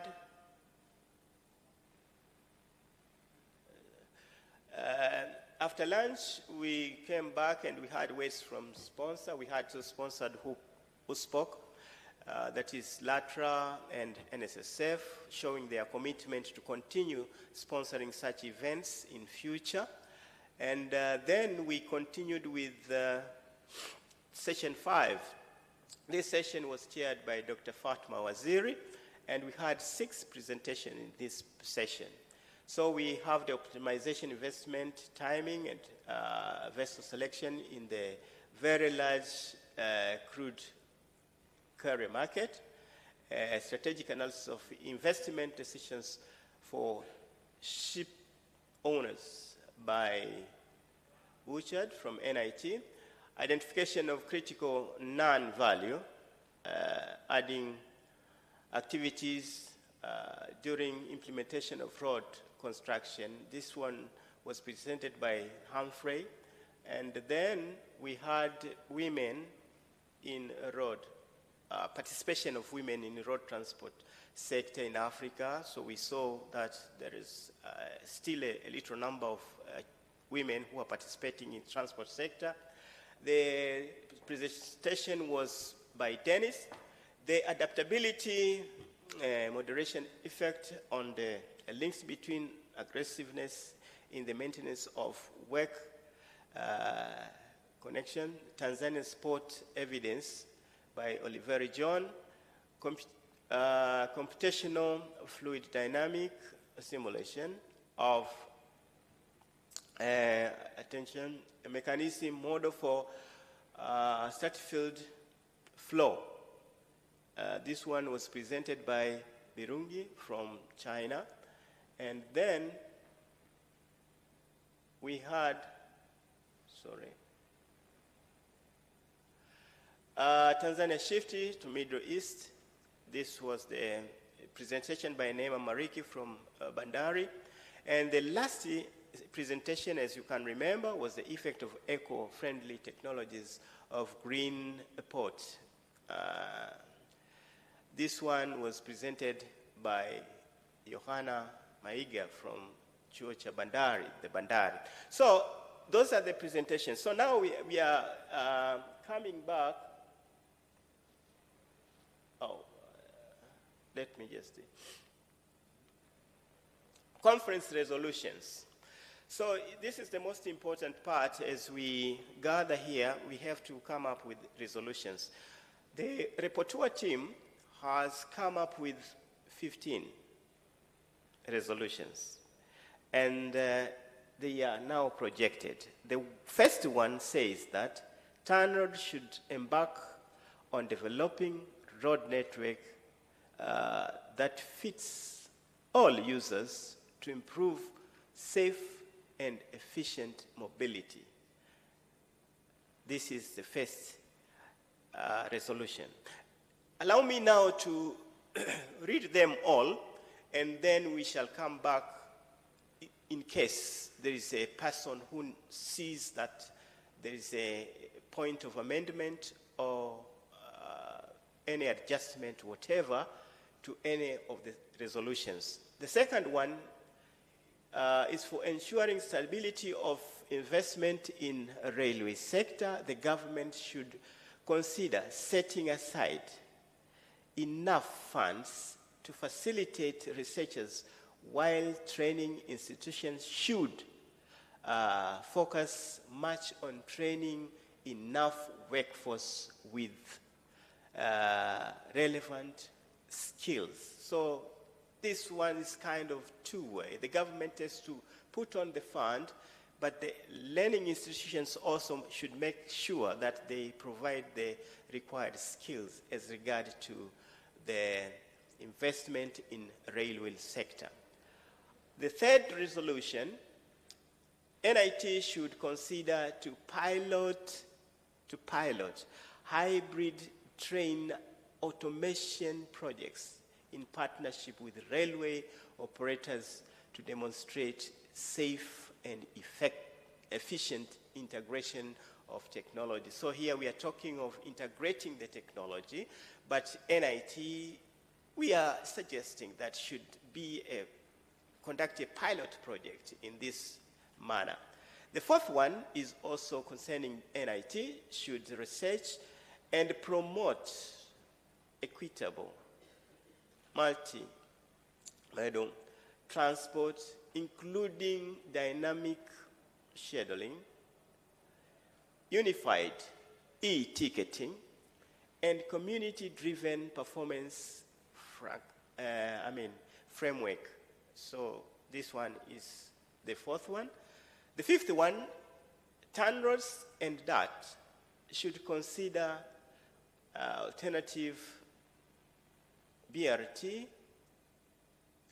buses driving power by installing solar powers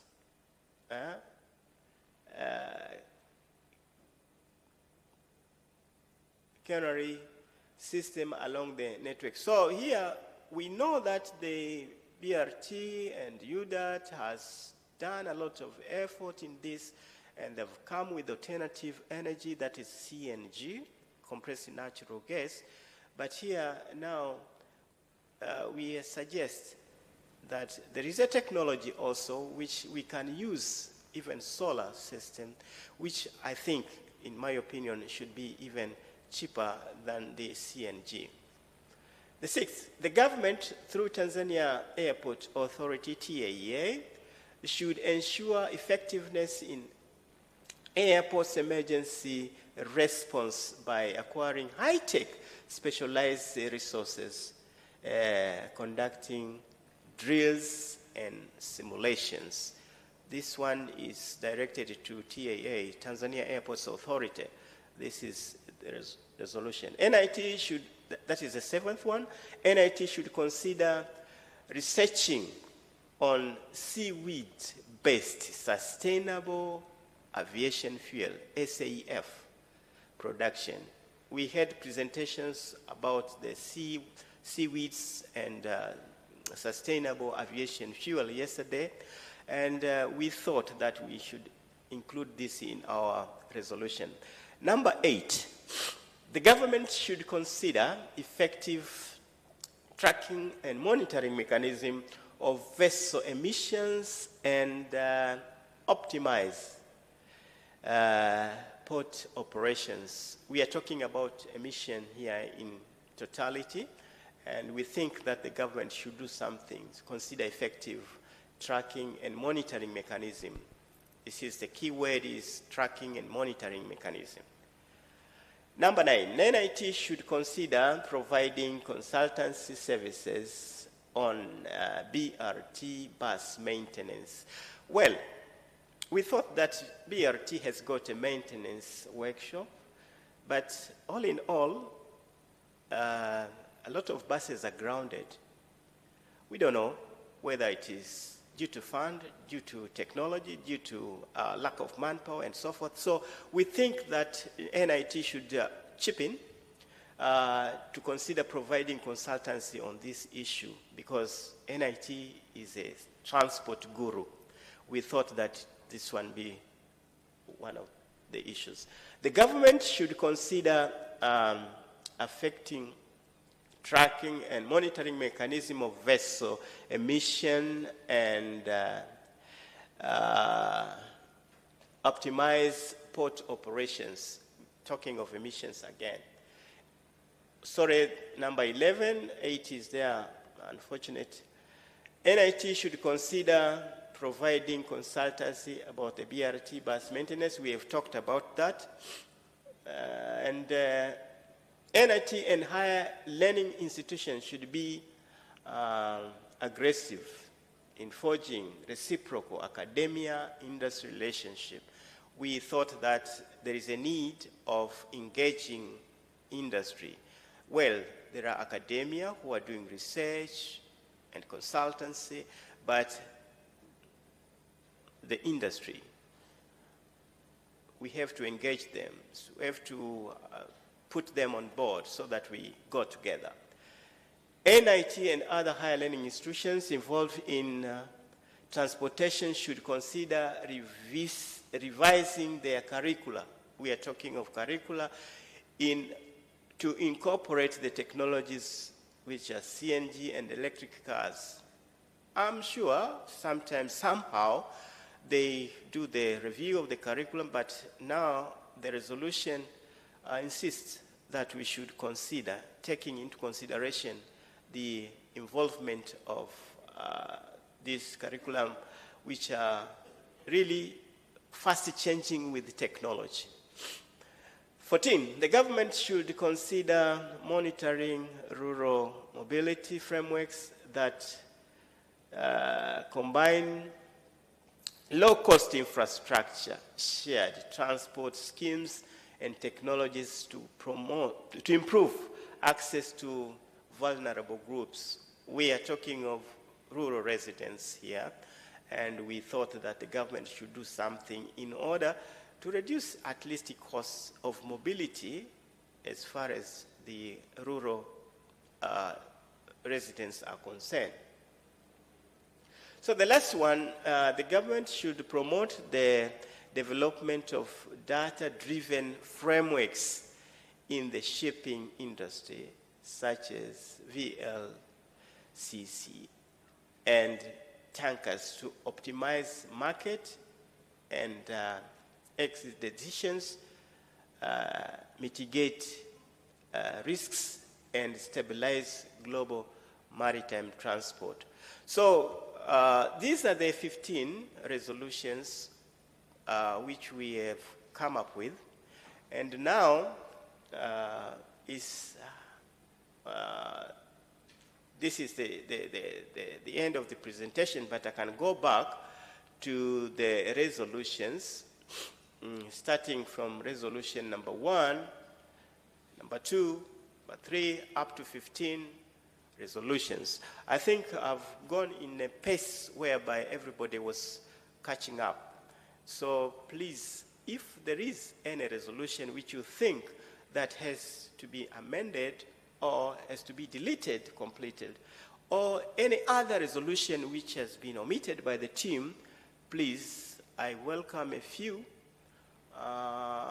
We don't have discussions of the resolution, but at least if somebody says that resolution number 1 should look like this and not like that, we are accommodating. A team of rapporteur is taking note there so that we go quickly in these resolutions. I was going in a very slow pace so that everybody should capture at least all the resolutions which have been put forward. So please, is there anybody who is having any suggestion? Can you please raise up your hand so that we can see you and allow you to speak out? I know the time We is say rushing. speak up or forever hold your peace. Yes, we have the hand here. Karibu. A team of rapporteur, take note, please. Thank you very much, Rapporteur team. I think you have done a very good job. Mine is generic. All 15 are relevant, but I think we cannot, mine is not like I'm adding one or I'm correcting, but it's a general correction. Yeah. The way you have represented. Most of them, like NIT should, now we are limiting others. I think we should recast them to be generic, so as we can prepare in a tabular form where we have a resolution on the left, then the one responsible on the right. It can be NIT, DIT, and the others. Okay. So as when we share with others, they can be able to chip in. And when we talk about the government, like the government should set aside funds. No, let us say there should be an effort to mobilize funds for so and so and so and so. You see? Now mobilization is not only for the government. It's an activity. Now there we can say government, maybe we shall go into PPP and so forth. I think the resolution are okay, but the way we have written, we have to recast them. Thank you very much for that input. I think the team of rapporteur is taking note of that. Please, any other person? We'll take one or two more hands and allow everyone else to comment in a given period of time. So we have 2 final hands, and then I'll request that we call this session to an end, but give time, maybe like 2 weeks, for everyone to react onto the resolutions, and after that, with what has been proposed, then we call them the resolutions for the 3rd International Conference. I think the best option is to allow people, because we have the QR code, can somebody write the comments on the QR code so that the rapporteur could capture? We'll capture them. So we have 2 more hands. Karibu. Good afternoon. Again, I would like to wish you all a good afternoon, all the Ministry of Transport stakeholders, NIT leadership, the PPP, and all leaders and opinion drivers in the transport industry. My name is Engineer Tito Opondo. I'm very privileged to be in this conference, and I have been following very keenly. We are a good partner with NIT as part of the private companies that have partnered with NIT in innovation. So straight to my point about the resolutions that have come. Mine again is just to echo what the Rector said. The resolutions seem a bit limiting in terms of there are many additional areas and sectors that were also covered. Case in example is, for example, aviation. I know it is a smaller sector in the bigger one, but I base my comments on the World Economic Forum, Wikipedia, and all the research. We know that East African community, Kenya, Tanzania, Uganda, by 2030 will have the youngest population in the world, almost 42%, and only in East Africa will be 75%. So coming into aviation is, I'm mystified, but we're in here to demystify. I'm glad that NIT is turning 50 and are focusing very much on aviation. So it would be important, as having this third international conference and as part of the resolutions, to look into aviation and putting additional or add value based on some of the research that was spoken about and some of the keynote speakers that had, and also dig into the resource that is in NIT in terms of the opening speech by the Rector, piloting, engineering, and the necessary sectors, even maintenance and development. Thank you. Thank you very much. We'll take a final hand. Karibu. Yeah. My name is John Njao. I'm Councillor to the Governing Council. Mine is a point of note on especially sustainable aviation fuels. Sustainable aviation fuels cannot be done on its own. So if the research is going to be academic, that's possibly fine. But otherwise, you must be accompanied by engine developers, because this fuel must be acceptable to the engine. And it takes a lot of actually testing for it actually to be acceptable to a type of engine which is being manufactured. And most of the engines actually which accept this sustainable aviation fuel are gas turbine engines. So we have to be careful. We can put resources into doing a lot of research into it. But if you don't get a partnering actual engine manufacturing, that I think can be actually something you can do it just on the, what you call on paper. Thank you. Okay, thank you very much. Thank you very much. That was concerning the sustainable aviation fuel. Point taken. Thank you very much for your participation, and I want once more to thank the organizers, to thank the sponsors who have kept us alive up to this moment, and that marks the end of the recap this afternoon. Thank you very much. Let us give our rapporteurs a big round of applause for a job well done. Thank you so much, and without further ado, I now have the honor and pleasure to invite you, the Chair of the Governing Council, Professor Ulingeta Mbamba, for your closing remarks. Karibu sana. As he goes onto the stage, let's usher him with a round of applause. Karibu.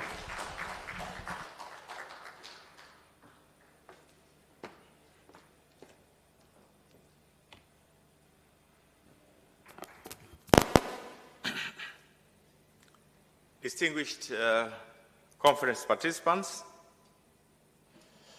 as we draw the curtains on this remarkable third international conference on transport, logistics, and management 2025, I stand before you with immense pride and gratitude. Over the past 2 days, we have witnessed the extraordinary exchanges of knowledge, innovative ideas, and collaborative spirit that truly embody our conference theme, harnessing innovative and sustainable transport systems for enhanced mobility and safety. Distinguished conference participants, this conference has been a testament to the power of international collaboration in advancing the transport sector. The keynote presentation by distinguished speakers from Tanzania, TANROADS, the United States of America, China, and Norway provided us with invaluable insight into the global best practices and emerging technologies. Besides, we have been honored by presence of paper presenters from across the globe, whose diverse perspectives have enriched our understanding of contemporary transport challenges and solutions. I really extend my heartfelt appreciation to Honorable Professor Makame Mbarawa, Minister for Transport, who graced us with his presence at the official opening ceremony.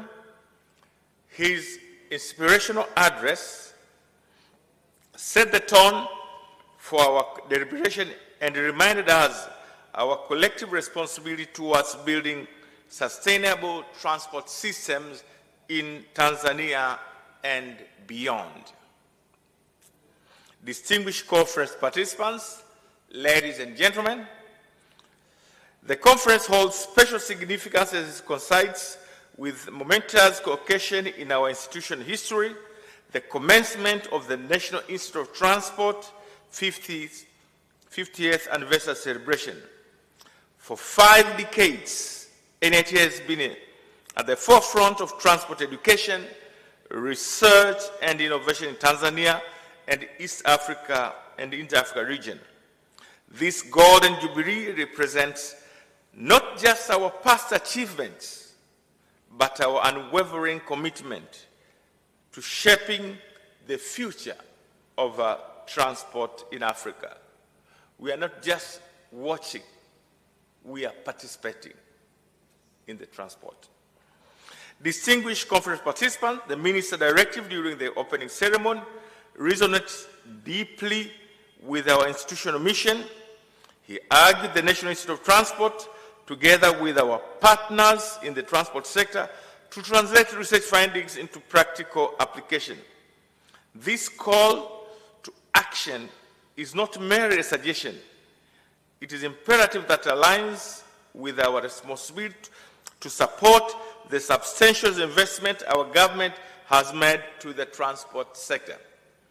All of us, we know, especially for Tanzania, how much government has invested in standard railways, in roads, in marine, in all areas of transport, and definitely puts our institution at a better position. We should do something to make sure that we have proper manpower. Distinguished conference participants, we recognize the research without implementation is merely academic exercise. The true measure of success lies in how effectively we can bridge the gap between theoretical knowledge and real-world application. The innovation and sustainable solution discussed during this conference must find their way into our roads, railways, ports, and airports. They might enhance the daily mobility experience of our citizens while ensuring safety and environmental sustainability. Distinguished conference participants, ladies and gentlemen, I extend my sincere gratitude to all participants who have contributed to the success of this conference. Special thanks go to our organizing committee, whose tireless efforts made this event possible. I also acknowledge our sponsors and partners, whose support has been instrumental in bringing together this distinguished gathering. I really request them, when we ask them next year, because we want this to be regular activities and we really request them to come forward. To our international guests, you are not only shared your expertise, but we have experienced the warmth of Tanzania hospitality. We hope you will serve as ambassadors for continued collaboration between your institution and ours.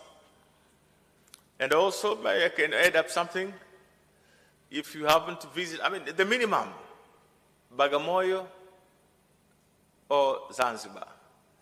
But if you have more time, we have so many places to visit. Yes.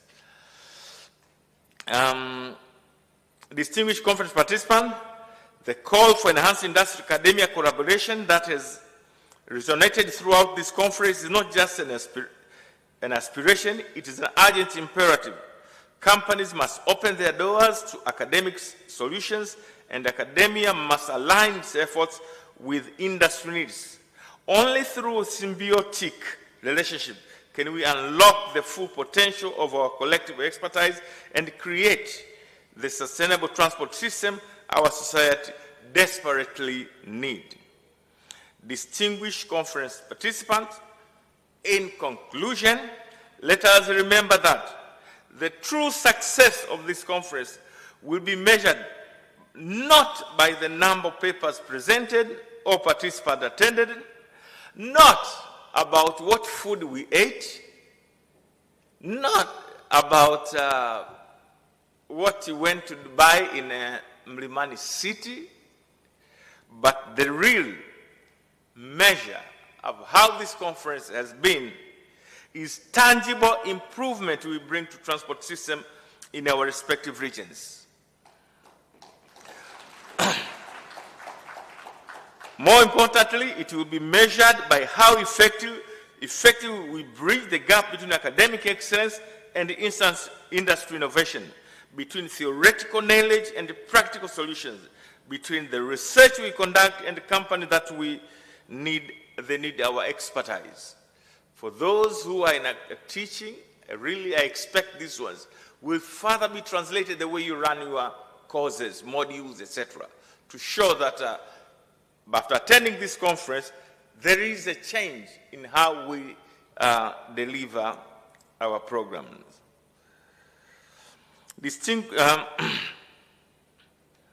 Lastly, I urge the organizing committee to share the resolution drawn from this conference. I know they will be edited a bit, as Rector said. Will be shared resolution between drawn from this conference with the relevant entities, authorities, to ensure that the third international conference, transport, logistics, and management contributes to improving transport system within our country and beyond. It's equally important. In Swahili we say, safari moja huanzisha nyingine. Safari is one of our local beer. When you drink one, you start the second one. It asks you to have a second one. That's we have done our third conference. Definitely there is a fourth. When you talk about third, without fourth, it's not a third one. Otherwise, we would have said it's the last one. But we never said it's the last one. We said a third because we know there is a fourth one. Therefore, let us prepare for the next year's conference so that we can continuously sharing experience. Distinguished conference participants, with these few remarks, I hereby declare the third International Conference on Transport, Logistics and Management 2025 officially closed, and I look forward to continued collaborations in the years ahead. Asanteni sana na safari njema. Thank you, and I wish you all the best for those who are traveling. Thank you. Asante sana, but let's give a bigger round of applause to the chair, the organizing committee, the rector, and the management for a successful third international conference on transport, logistics, and management that just ended. Distinguished participants, ladies and gentlemen, tea is served behind this room, and the organizing committee is requested to remain back. Niendelee kuwatakia wote safari njema. Asanteni sana. DJ.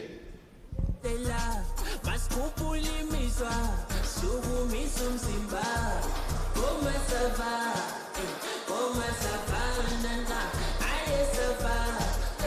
Paris.